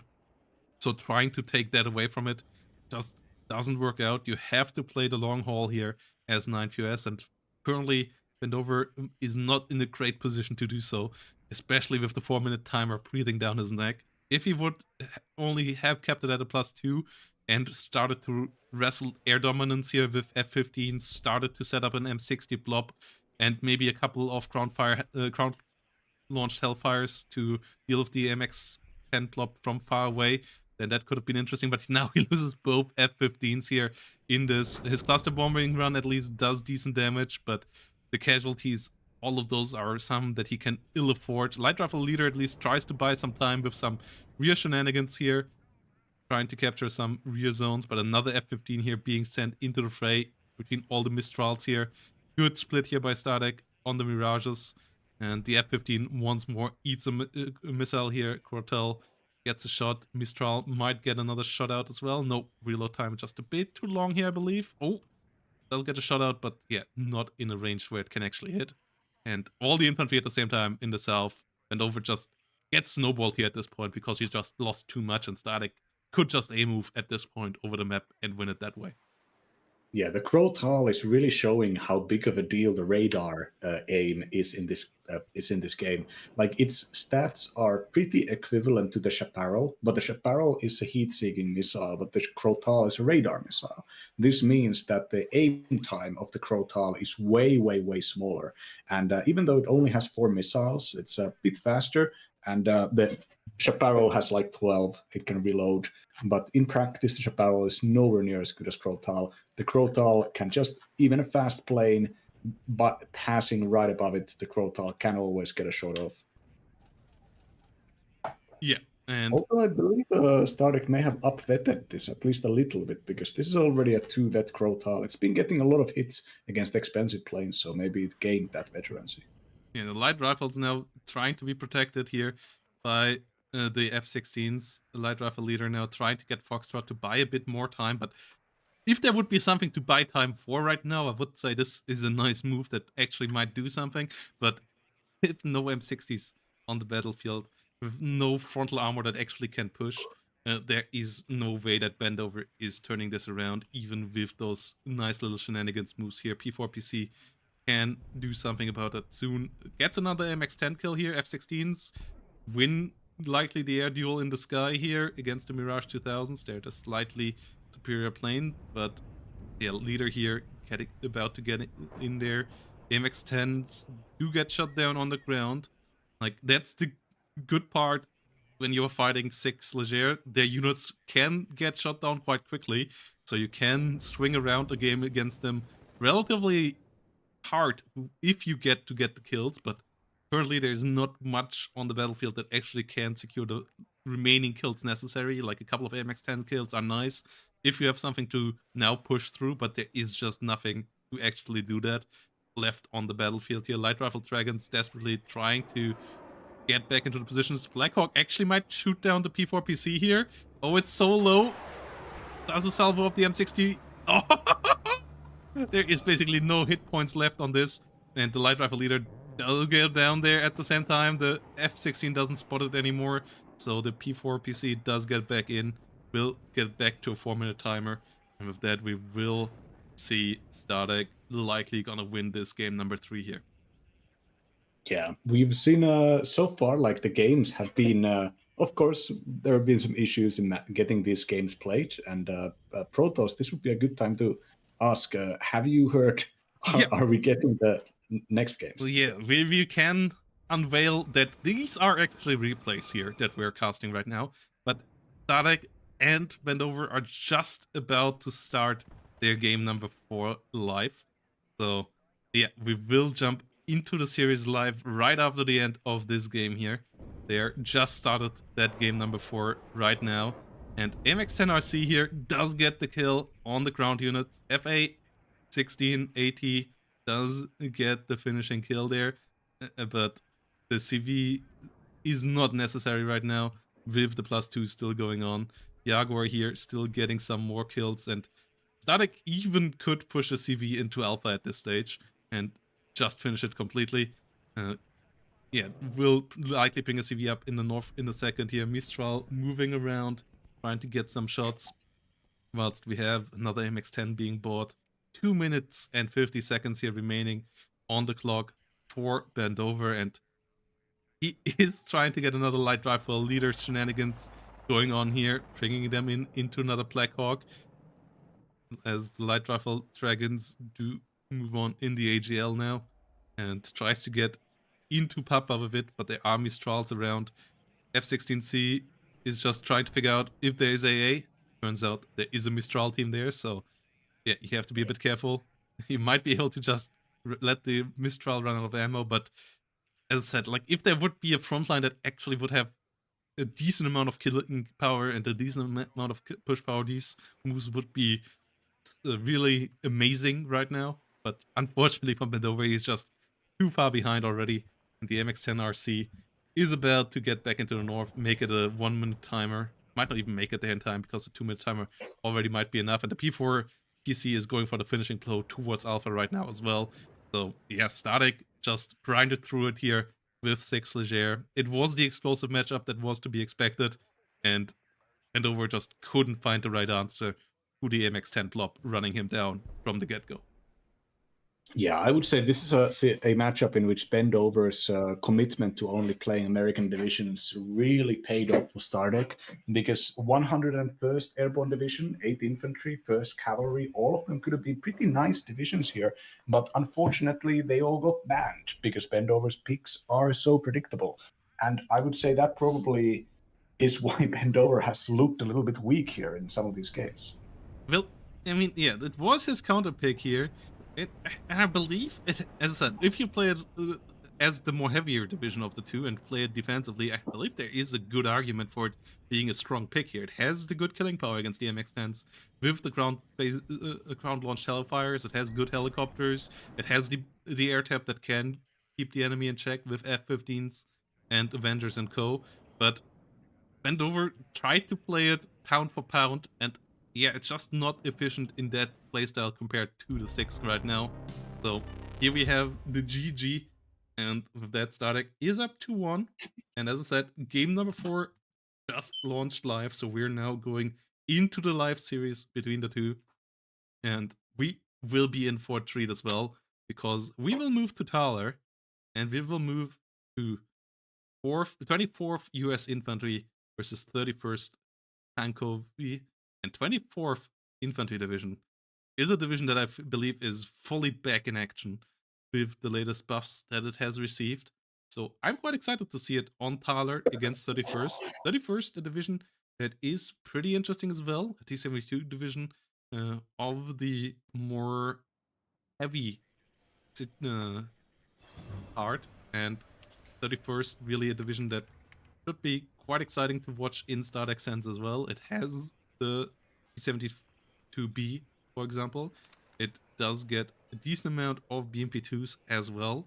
But on the other side, we will have a lot of Bradleys, we will have the M1 IPs, and the potential M1 National Guard. So let's see. I believe the game is already up and running. So yeah, there we go.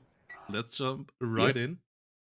And let's see how far we are into the deployment already. Fastly I will forward. check it. We are. You can stay still, and Yeah, I will. let's go to the 2-minute mark, and then let's Yeah, go from there. As I am at the 2-minute mark right now. we'll have to go through the deployment after all a bit. So yeah, Stardeck versus Bendover, game number 4 here, right into the live action. Started a couple of minutes ago, and we're basically chasing them now here in this. And 24th US for Bendover, that will be really the one that I want to see. And obviously, it's all uh, down to this one now. Bendover needs to win here if he wants to keep a chance on the title. Stardeck on match point. So yeah, let's start here in 3, 2, 1, go. Go. And let's get into the live game action here. Obviously, yeah, we will get the betting going on for you guys as well. If you're gonna do that, should I give a little bit of commentary here? Because Yeah. 24th, one of my old school strong divisions. Fun fact: 24th, the division that struck Saddam's flank in 1991 in the Gulf War, and struck the final blow, winning the land war for the United States. And this division plays slowly. A division that doesn't have shock troops really. It does not have it has like engineers, and that's really about it. It has like American good support equipment, including the OH-58 AA helicopters that typically being brought out here. M150 is an excellent support vehicle and an opener kind of side guard vehicle. But really the core of this division is its ability to bring out fire support cheaper than other American divisions. Not as cheaply as 35th, the full-on reservist division or National Guard division, but mixing up the slightly lower tech Abramses of the M1 IPs, the improved protection ones with the older generation guns but new generation equipment, armor, they run reservists Abramses, which you can just afford to lose a few more of them because there are more of them per card, and they run the reservists Bradleys, and those things are still very powerful. The infantry squads they carry are locked into 0 veterancy, but even those infantry squads, being American infantry, have an extra machine gun, and so there's a lot to work there with. You just can't play 24th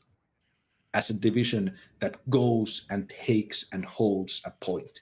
Their strength is in like battle lines, in long distances, and in the end, if when they have all of their stuff out there on the board, they they can basically use their very strong air component to just keep hurting the enemy, force the enemy to attack, force the enemy to reveal itself, so that you can peek it with an Abrams or that a Bradley can kill it with a long range missile.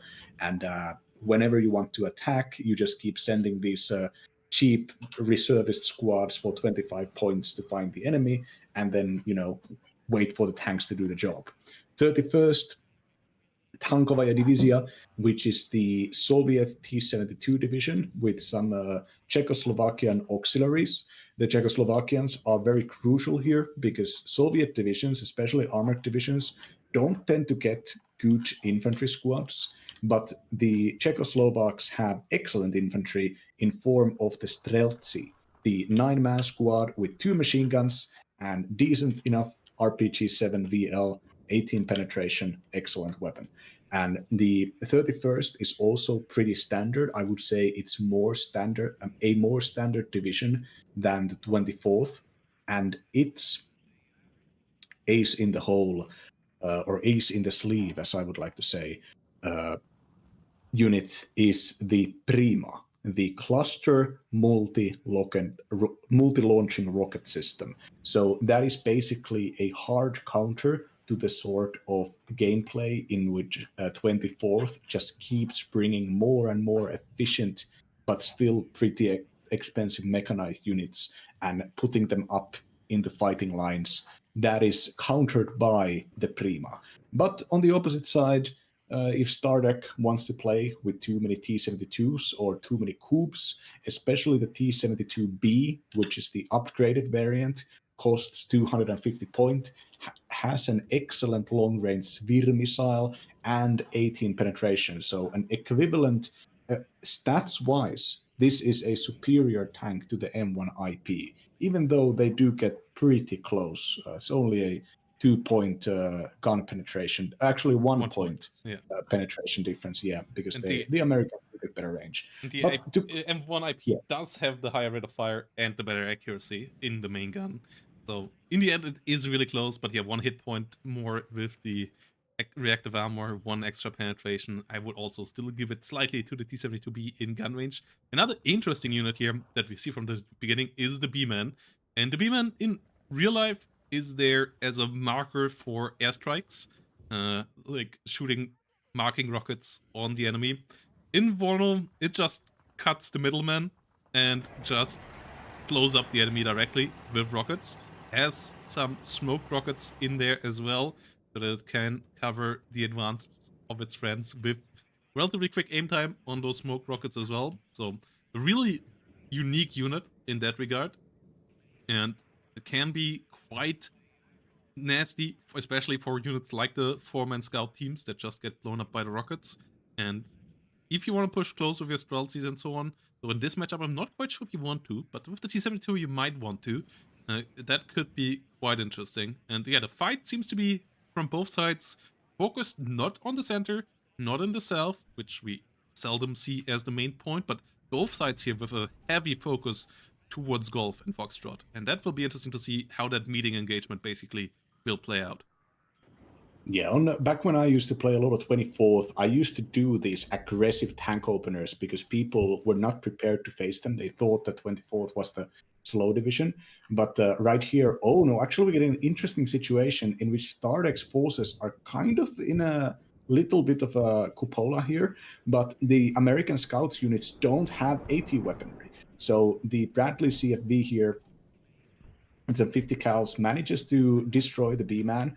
Oh, an Ooh. F-16 comes in here and manages to take out a MiG-23, does not take the second one, and the OH-58s don't get the Ah, last.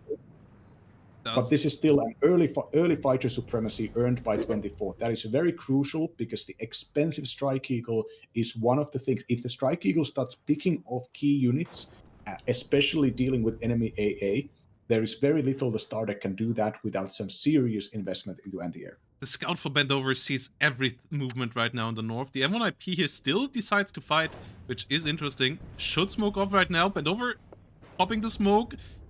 Does get missed there with one shot. The Bradleys here sitting in decent positions all around this as well.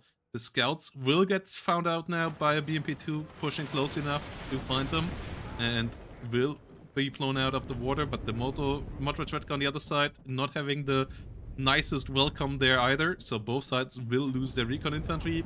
Equality is re-established as both sides recon here is struggling. The M1IP considers to take the fight once more to the enemy, re-aiming there once more onto the tank, and now forced to fall back, will desperately need the repair of the M35 that is luckily already there to get that repair onto it. The Bradley is currently not really on the engagement ranges where they want to be, so instead a new M1 is brought up. This one being a National Guard one, lower frontal armor, but they are now pretty cheap, only 150 points. So from the killing power side of things, they are quite cost efficient. You just don't want to have them hit because then they become really inefficient quite quickly because they get stressed out in no time.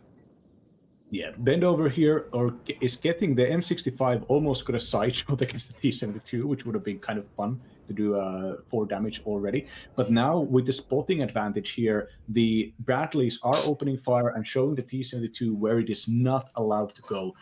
Mi2 recon helicopter is up here, and an elite coup gets a really nice tag against an F-15, but with an F-111 with a heavy cluster. It gets hit as well. F-111 cluster does get hit by the 3 vet coup now as well. Max level vet coup there doing its job. But the T-72 is now, it has been put down to low cohesion, and it's the only tank there. Now with the reservist Abrams, the Bradley supporting, and the wounded IP, they are all attacking now, knowing that even though the T-72 does get the autoloader, so its rate of fire stays still, the aim time is massive, and the accuracy is nil.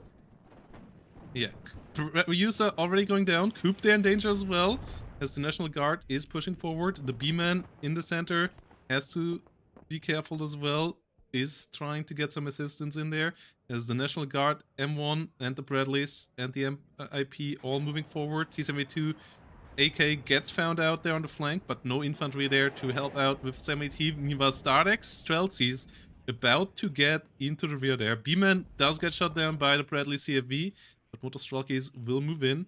And those Streltsies with 6 rounds of RPGs have the potential of wreaking big havoc to the enemy rear line there. They don't have an unload command on the OT-64 right now, though, and it will just get close enough to be spotted by passing Bradleys if it does not get the unload command. So that is a bit risky there. Bradley does get shut down. National Guard M1 nearly gets killed off as well. Is just barely able to disengage there. As the OH keeps on line of sight there. M1IP just loses line of sight on the enemy. Scout doesn't have AT, so pushing that in there. Not quite sure if that's the best idea. Recon Bradley does get shot down. M1IP does get killed off as well. And the Streltsies, they arrive in the rear, but they don't have the unload command. The MiG-27! MiG-27 destroys the supply unit. It doesn't get a crucial hit. Oh, but, the Bradleys in the rear. They find the Streltsy, but they get hit by the first RPG. Second one now loads at least in time. And the fire team does get put to low cohesion. Apache has to be careful there as well, as the MiG-27 tries to find more kills. Finds a Bradley kill there, I believe is... No, that was just the rear ones. And the Apache at least able to deal with the Streltsy now with its killing power. MiG-27 with its gun only having a couple more rounds left, but does have a missile here for this as well. F-15 does not find any hits just yet. Has to be careful on how it takes this fight now with the Coupe still being around. F-15 failing to get any damage there. Really unfortunate for Bendover. At least a hit would have been good to prolong the reload time. And the Apache routed here. It's a National Guard one, so it is really low on cohesion and will be inefficient for a good while. The Apache basically only there to sling hellfires on the enemy, and the frontline here for Bendover now in risk of collapsing again. He at least finds the Motostrelki team there. Scouts and Engineer Flash here might be of assistance as well, but the Bradleys don't want to be the frontline here against the T-72s. They want to sit behind tanks, and currently there is no tanks for Bendover. He picks up his National Guard fire team with a mud that was around. Well, it's B-Man here in the center. Does get an engagement against the TOW 2. Can it disengage into the smoke? Yes, it can. Can bring the fight back here in a second. Phantom brings around the fight to the MiG-23 in the sky, but has to be careful with the Coops. Does get the kill against the MiG-23, but immediately gets shot at by the Coops. One of them does find a hit, and the Eagle here has to be careful as well. Flying towards the south, does get hit by the Coop as well. B-Man does dodge the next shot of the TOW 2 in the middle, and no vehicle here there to assist it. M150 can't help out either. 30mm grenade launcher gets into range, so the TOW 2 team in the middle does get shot down, leaving the rear open here in the center. Only M150s left for Bendover there as well, so the next front line has been opened up here for punishment through Static. Yeah, see, so far Stardeck's pushing up north has kind of been limited by the fact that Bendover has both recon and infantry supremacy. But now with Stardeck has been pumping out these T-72s, there are even some of the cheaper variants, the OBR-79s here, to fill the gaps, upvetted, of course, as you want to do with your cheaper tanks. And now with some two more Streltsy coming in for the middle, Charlie is suddenly under threat. So there was some amazing B-Man micros, a very specific and designed B-Man micro to deal with the TOW 2 in the middle here. And correctly realizing that Bendover had invested so much into that northern area that there could not have been that much in the middle. Oh, the OBR-79 gets destroyed by the Apache. That was a good kill so far, and Bendover really needs the next engagement, the 3 tanks that are coming in here. The MiG-27K moving around. Apache not in a position to dodge this, but the Stringer does find the hit, forces the MiG-27 back, so it won't find the kill there. National Guard Abrams does get hit again. The Apache has to be careful, but it can stay in the fight potentially. Will choose the repair though. Won't fire any more Hellfires for now. So the T-72s can push closer. Stinger team will get another shot out here against the Me-2. Will find the kill this time around. Another MiG-27K. Oh, and the Apache is forced to come back into the action, and this time around will get killed. No fighter around right now because they all got damaged. As we have a rocket launcher here coming in from the rear. It's the Czechoslovak one. It's not the Prima, but it is here to try to kill infantry. M1IP outgunned and now shot at by in the side by the MiG-27. Does not get hit, but needs to smoke off and disengage there as soon as possible. Bendover does not keep it smoking. Bendover not saving the M1IP. Does lose it there to the enemy airfire. Chaparral's not in range. Stinger under fire. Does get overwhelmed there as well. And yeah, Bendover now running out of forces to hold this town with. Brings in another National Guard Apache. But the Coop is getting into good ranges for this as well. And he has to be careful in the center too. These are just really terrible trades once more for Bendover. It looks really promising for Stardeck with this push right now. The fire team Laws are still in the spots there. Might be able to find a Busa. That would be a nice kill here right now, but nope, they miss. And the accuracy is in the gutter there, 19% accuracy, so chances are that they will miss the next shot as well. Busa being the target here, and yeah, gets killed by the Hellfire. Hellfire will now find more hits, find a stun there on the T-72 AK. Might find a kill, yes, can find the kill. T-72B does get smoke off in time after getting a hit there by the enemy, so good kills here for Bendover, but the Coop is still there. He is trying to bring the fight to the Coop as well, I believe. Oh, but he gets one-shotted there. Only killing his own supply vehicle. the Apaches being shot down is so crucial. Where is the Strike Eagle? The Strike Eagle is worth its weight in gold and is very difficult to bring out because it's so expensive. But the Strike Eagle could destroy 2 of these targets per one run. And flying this close to the base, it could also escape very quickly and avoid enemy fighters pursuing it. The only real threat to it would be the coup, but the coup could also be just baited by a fighter plane flying past earlier. Now, the artillery and the second coup in here, this is an amazing situation for Stardeck. Stardeck is clearly realizing that this is an enemy's the enemy is weak in here. The iron is red. Now it is time to strike. And another Bradley just getting taken out on close ranges by a T-72 with the follow-up of the artillery stunning down the chaparral and the supply. Now finally a cluster plane coming in here and dropping its bombs against the elite coup, but another coup does manage to take it out. And this F-111, I believe, is the same one that got stunned earlier or got tagged earlier by this coup. So finally it's been taken out.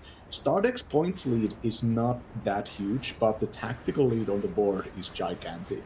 Like the infantry force is already moving into the 2-point back zone of Charlie, and the fact that Bendover really does lack the kind of large infantry squads that can fight in these conditions. They can only really bring out the Bradleys, and the Bradleys in these close areas are vulnerable to even standard Las Vegas and standard stealthies especially.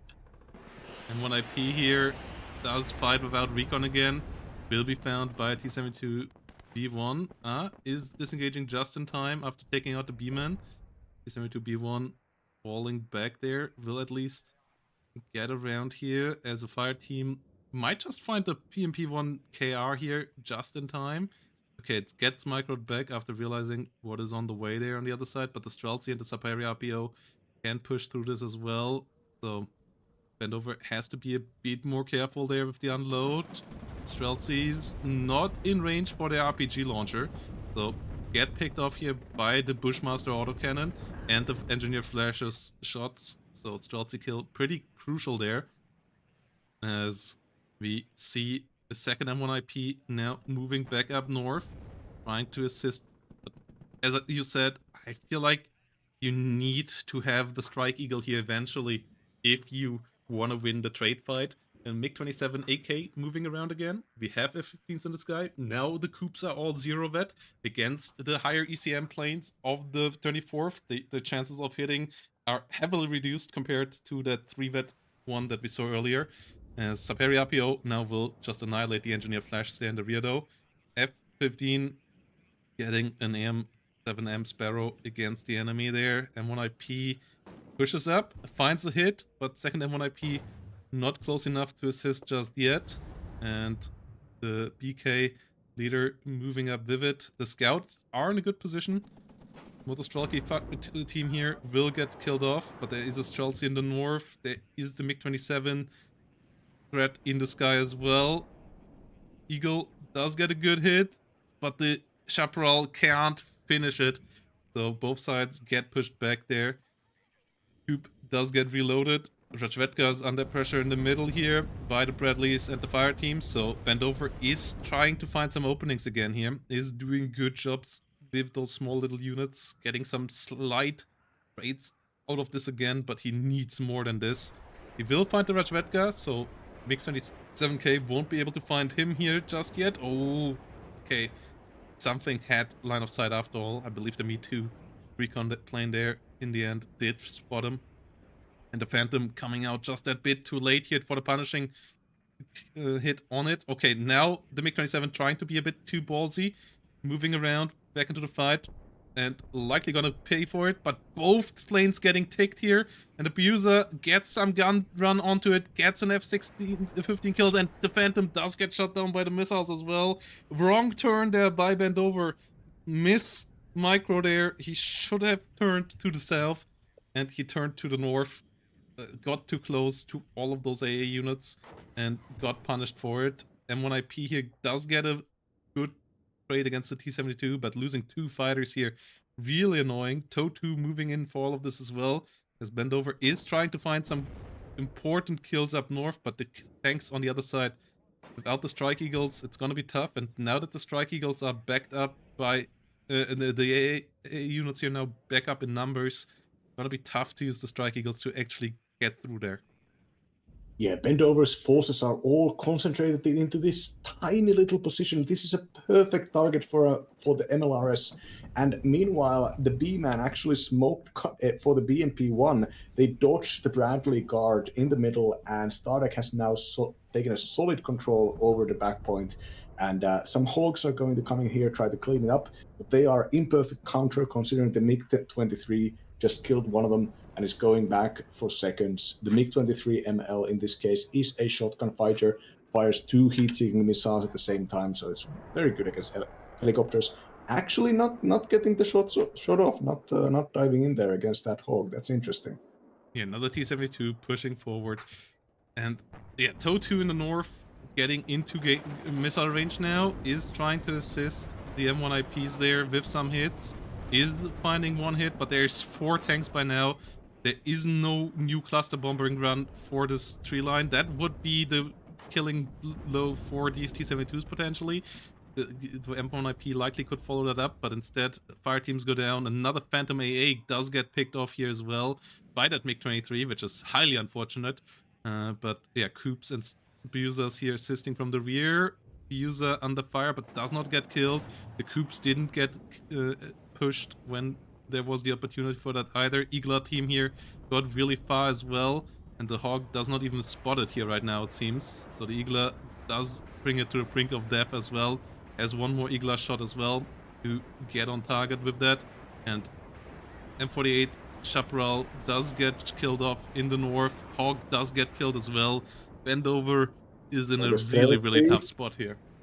The Stealthy is gonna get a side shot against the Abrams, and it's gonna do 10 damage, and that is not a single penetration, but the Abrams will not be able to hold the front line, especially not the wounded one. Oh, Streltsy does get a shot here against the M1IP. TOW2 launcher not on the way, and yet without air dominance here in this matchup, it's going to be really tough for 24th. 24th with Bradleys, I feel like the northern angle, like, yeah, if you could push deep, that works, but I feel like going through the central tree line is crucial for the Bradley game plan, and he did not push through the center. He did not get the Bradleys there into position. The Bradleys and the M1s did get assaulted in different packages, and that is the issue. Like, the Bradleys are necessary to deal with the T-72s, but the M1IP is also necessary to protect those Bradleys, and the cohesion here just not quite there. T-72s keep on pushing deeper here, and yeah, Static on a good path here now towards victory. No Strike Eagles around that could turn this with just a couple of great blowouts. No tank plop that really is in the shape to deal with T-72s. And yeah, the infantry in that division can't do anything to T-72s, so you need your ground units to be able to do it. Your ground vehicles or the Strike Eagle, and those have just not shown up. Like the M1IP, the T-72s, so far only 2 of them got killed, and yeah, now another M1IP does bite the dust here. Really good push by Startek, but also a bit of a lack of a game plan by Bendover in my eyes. Yeah, this is like Bendover wanted to basically play a certain kind of game up top and just did not have a solution to the very quickly and cheaply and effectively deployed T-72s. This map is small. Like, the distance to buy something and for it to be part of the fight is basically tiny, and it's about as little as you can have in this game. So pushing into goal, and then your only like proper T-72 killing equipment are the 2 National Guards Apaches. But those National Guards Apaches are essentially just, they are make it worthwhile for the Coops and the Biryusas to take risks, because those are unique units. You only get 2 of them, and most people just take a single one. F111 cluster, that is a good run. It does bring the units close to the point, but nothing there to finish them off now. Those were the runs that he needed earlier. Like, that cluster run on the tree line 4 or 5 minutes ago, that could have done it. now it's just too late. Now there's nothing here to finish this off anymore. The T72 number is too high. Like, yeah, those are the kind of things that I would have loved to see from Bendover earlier, but now he just doesn't have the units anymore to finish this. And yeah, he just didn't quite have the right plan to deal this. I don't believe the matchup is as terrible as some people in the chat make it out to be. But yeah, without the Strike Eagle, it's a lot tougher. Like, you need to use that. And there were a good couple of chances, for example, to murder the coup with it. There were good chances for the M1 IPs and for the Bradleys to get better engagements as well, but Bendover took a lot of fights and just didn't move other units to assist and didn't smoke off. Like, it didn't feel like the top level Bendover play here in this one, but Stardeck still brought the A game in the micro, like never losing any of the T72s, always engaging with them in the right spot at the right time, with even having often less intelligence about the enemy positioning than Bendover had on the other side. Like, the scout positioning gave Bendover a lot of intelligence in the early fights in the north, but Bendover was not able to move his forces into the right spots at the right time. Not able to eliminate, for example, the T-72 AK when he knew it was isolated up in the north. Not able to push the other T-72. Like, Sadek moved him intelligently, but also Bendover was not able to, like, kind of force the issue at any given time here in this fight. And then eventually the enemy just can steamroll you with enough T-72s on the battlefield, obviously, but not using the extra mobility on the M1s, not using the intelligence advantage, that obviously leaves you lacking behind and falling behind, and then at some point T-72s just snowball you. Yeah, I feel like early on, especially with the first reinforcements by Stardeck that got just. I didn't comment on it at the time, but they got like Bendover had ATGMs guarding reinforcement roads and would just get a bunch of free kills early on when the game was still going good for him. And I have a feeling that they just like got a little bit too confident right in the opener and got sloppy. Like that is the solution. Like I think that is the explanation. Like the way to play this, I don't know, perfectly would have been, in my opinion, to have both the Apache and the Strike Eagle instead of investing into those National Guards Abramses, which are good units and should be brought out because for that price, 180, that is a good unit. But instead of relying on those to do the damage, which is just not going to work out price or effectiveness wise, there should have been a front line of in a similar way as there was now, but behind the front line there should have constantly been the threat of hellfire missiles and laser guided munitions. So the attacks would happen with the recon spotting something, hellfires go out there, they do the damage, they start the engagement, and that is when the tanks should start fighting the T-72s. Now, or when the enemy goes over the top, that is when you bring out your tank killing tools. But instead, Bendover just kind of messed up the Hellfires. Did not have enough air coverage against them, and those MiG-27 fighter bombers do have surprisingly 4 heat-seeking air-to-air missiles. And here we have the Strike Eagle. The Strike Eagle's finally here. And it dodges the first 2 hits and kills a command tank. Yeah. And imagine if that had started happening right in like the first 5 minutes of the game. How many T-72s would be left? Yeah, the cluster bomber did make sense if it would have come with a Strike Eagle. Like, even sending a Strike Eagle in alone without the fighter would have been kind of okay.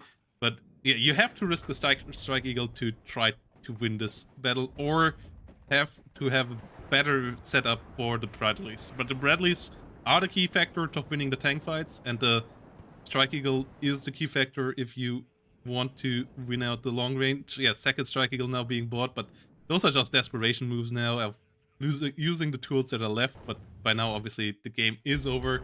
Second Strike Eagle does get pushed back, and here we have the GG. Stardeck does win on capture points and will win Warno League Season 6 with that. Finally, Stardeck gets his Warno League title. He got keep a good couple of times in the past. He got really solid runs, but he never quite made it this far. And now he is here. And yeah, GG here. Great run by Bendover this season as well. And maybe not his perfect show in the grand finals, but he still didn't go without a fight. He still made it a 1-3 here, and for sure did show that even with a narrowed down focus, you still can do it, even in the tournament with this many bands and picks going deep here with 16 picks and your limited pool of only 10 divisions. Still a really strong show. Made it through a best of 5 beforehand here in the way to the grand finals. So not a terrible run either, but in the end, Sadek just that much better here in the grand finals, just always that leg ahead in the games that he won. And Vanover never quite able to find his footing in this last game here either. So GGVP, Sadek winning Warno League Season 6. Yeah, this is an excellent showcase of Stardeck again, and as I said with Bendover, I did think that Bendover was not playing to their best today, and I think maybe at the grand final levels, the self-imposed lock into only American divisions kind of made them very vulnerable to the limited amount of bans that we allow for players in here. But that is something that is the cross that Bendover chooses to carry, and whereas Stardeck kept on playing constantly with excellent aggression, and even when Stardeck's plans or attacks would not necessarily go as planned, such as when buying reinforcements, and then those reinforcements would find themselves immediately like destroyed by a toll 2. Stardeck doesn't really panic and will commit and will keep on microing even when things don't look perfect. And Stardeck doesn't really change the plans, and especially when they started getting he started getting kills up top, the little micro of the B man just showing how to use that unit to fire a little bit of a smoke cover for yourself, and then just Q moving, firing a few rockets and going in and out of this.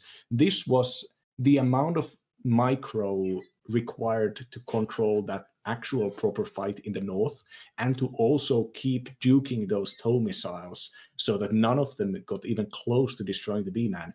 That is what opened up the whole middle for Stardeck's incursions, and that is the kind of stuff that makes a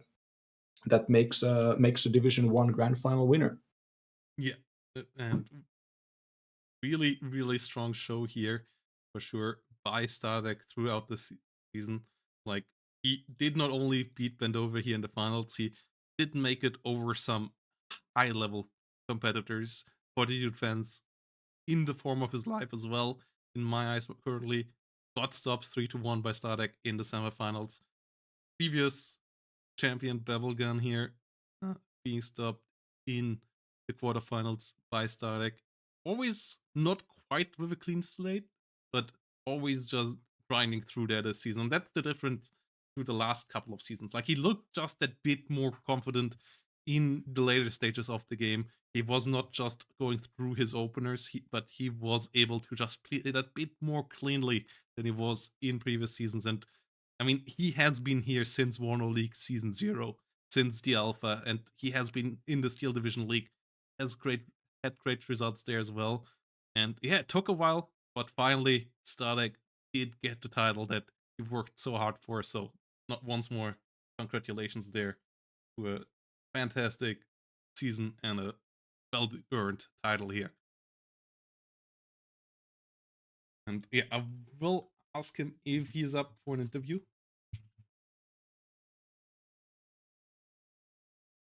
We will see.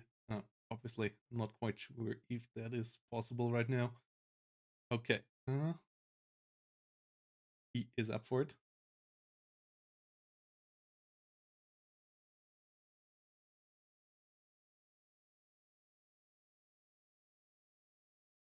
And yeah, with that, we will also close off the prize pool here. Thanks to all of you guys for the support, getting us here through this. And once more, as promised, this prize pool will be matched by anonymous community member with a donation to Action Against Hunger. So yeah, once more, thanks to all of you for supporting this directly and indirectly also supporting Action Against Hunger. And yeah, I will pull up Tarek now here. So let's congratulate him directly. And yeah, GGVP and congratulations, Tarek, to finally winning a Warno League season after a lot of attempts in the past. Thank you. Thank you very much. And I saw It was really fun.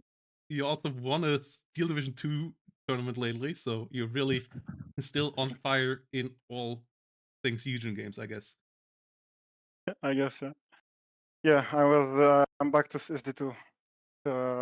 Like a 1 year break. Yeah, and how did you feel about this Grand Finals? Was the first pick just because you wanted to play 11 Cav on that map, or was it an instant steal against Bendover there? I mean, I know Bendover also likes 11 ACR as well, but it's also my favorite deck. Like, if I have the chance to play it, especially on maps like Mount River or Vertigo, I instantly pick it. Like, I blind pick it. It's like the division I'm most comfortable with, so it makes sense for me to play it. And there's a bonus that I steal from Bendover a powerful American deck, so yeah. Yeah, do you think that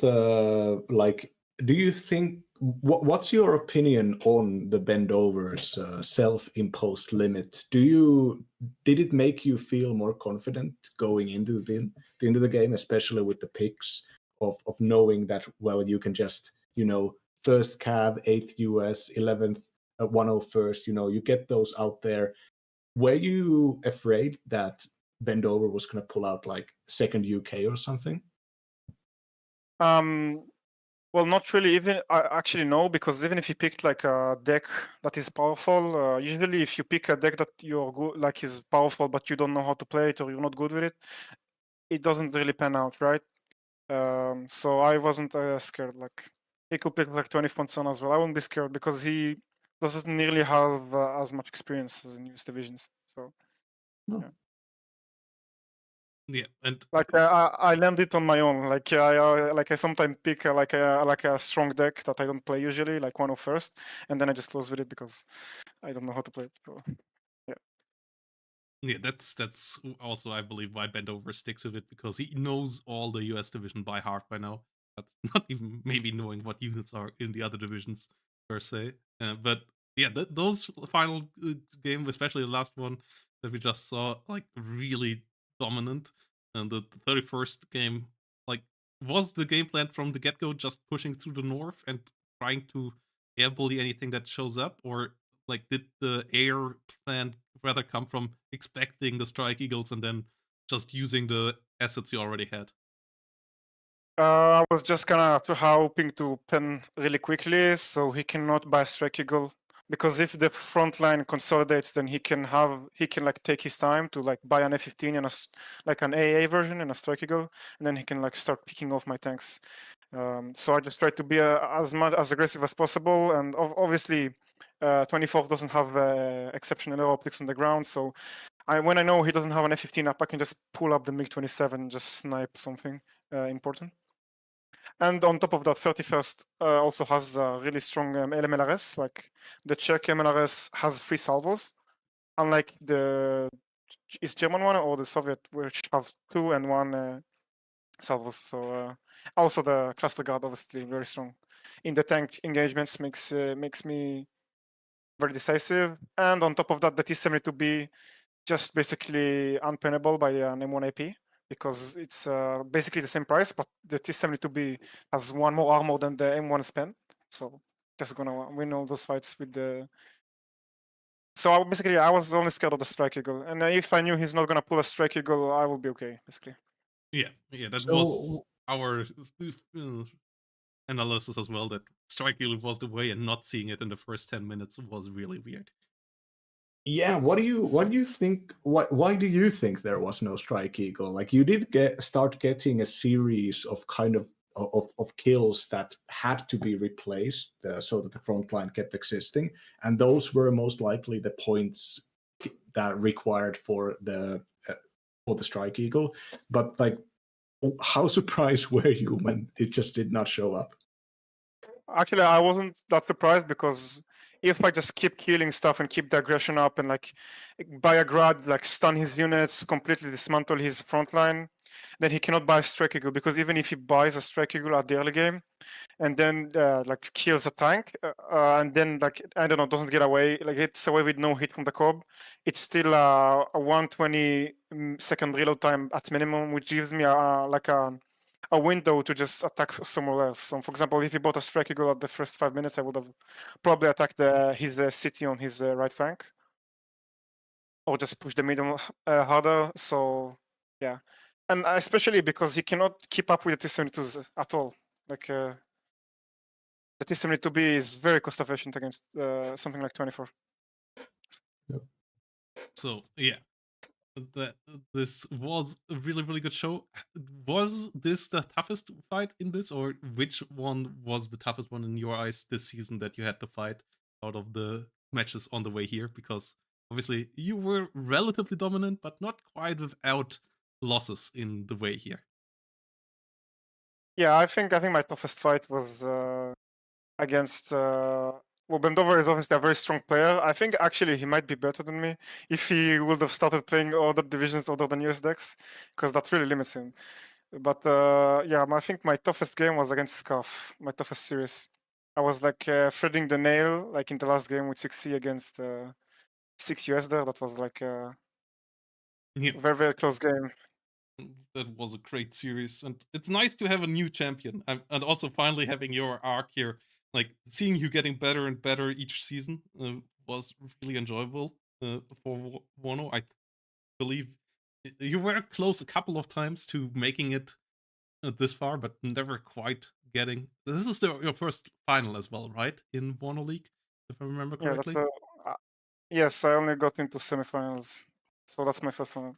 So yeah, a really strong run this season. Great to see. And yeah, hopefully we will see another final and maybe another player trying to take the crown away from you next season. So Actually, I maybe I might not be able to make it for next season. Depends on when it will happen, but yeah. yeah, obviously, yeah, we hope you will be able to. And yeah, if you have any feedback, I would love to hear it as well. If you, what would you For change for the next the season? And just like 2 more bans for each player, maybe. yeah, don't you That's worry. it. With Landsuit, that for sure is going to come. So yeah, we will get I more would I bans. would like to point out I agree with that. More bans is probably good considering how many divisions there are in this game. Oh, Yeah, and also I would say that the map pool was kind of, I don't know, I didn't like the map pool personally, but it's probably only me. So whatever. yeah, we will have new map pool picks and both obviously next season as well. I believe leaving it to the players to vote on that is the best way to doing it. So we'll see Of course. what will come out with that next season. Maybe we will get the 2 legs in there again. And, Oh no, my nightmare. yeah, Okay. mine and chlorides as well. So yeah, thanks for joining us here. All the best to you, and yeah, Thank you for the cast, for you and the Chloride. You guys cast really well, like in tandem, like you don't interrupt each other. That's very impressive, actually. So Thank you. yeah. It is a skill that we have purposefully worked towards. yeah, it took a while to try to get Chloride out of his long monologues without getting too disruptive. And still keeping it on. So yeah, thanks for that. That means a lot. And yeah, thanks to all of you guys for watching as well. Thanks to all of the guys helping out with the prize money as well. And yeah, thanks to all the players for playing. Obviously, without you guys, that would be impossible. And yeah, once more, congratulations to Stardeck and also all the other Division 2, 3, and 4 champions as well. It was a great season here once more. We might still have one more game. I completely forgot about the third place match. Maybe 42 fans and Procom we forgot as well, so we'll have to double check with them. Maybe we'll have one more Warner League Season 6 game coming your way, guys. We will figure that out over the next couple of days. I will let you know. And you have that. Thanks for watching, everybody, and see you all in the next one. Bye. Bye bye, and have a great Bye. day.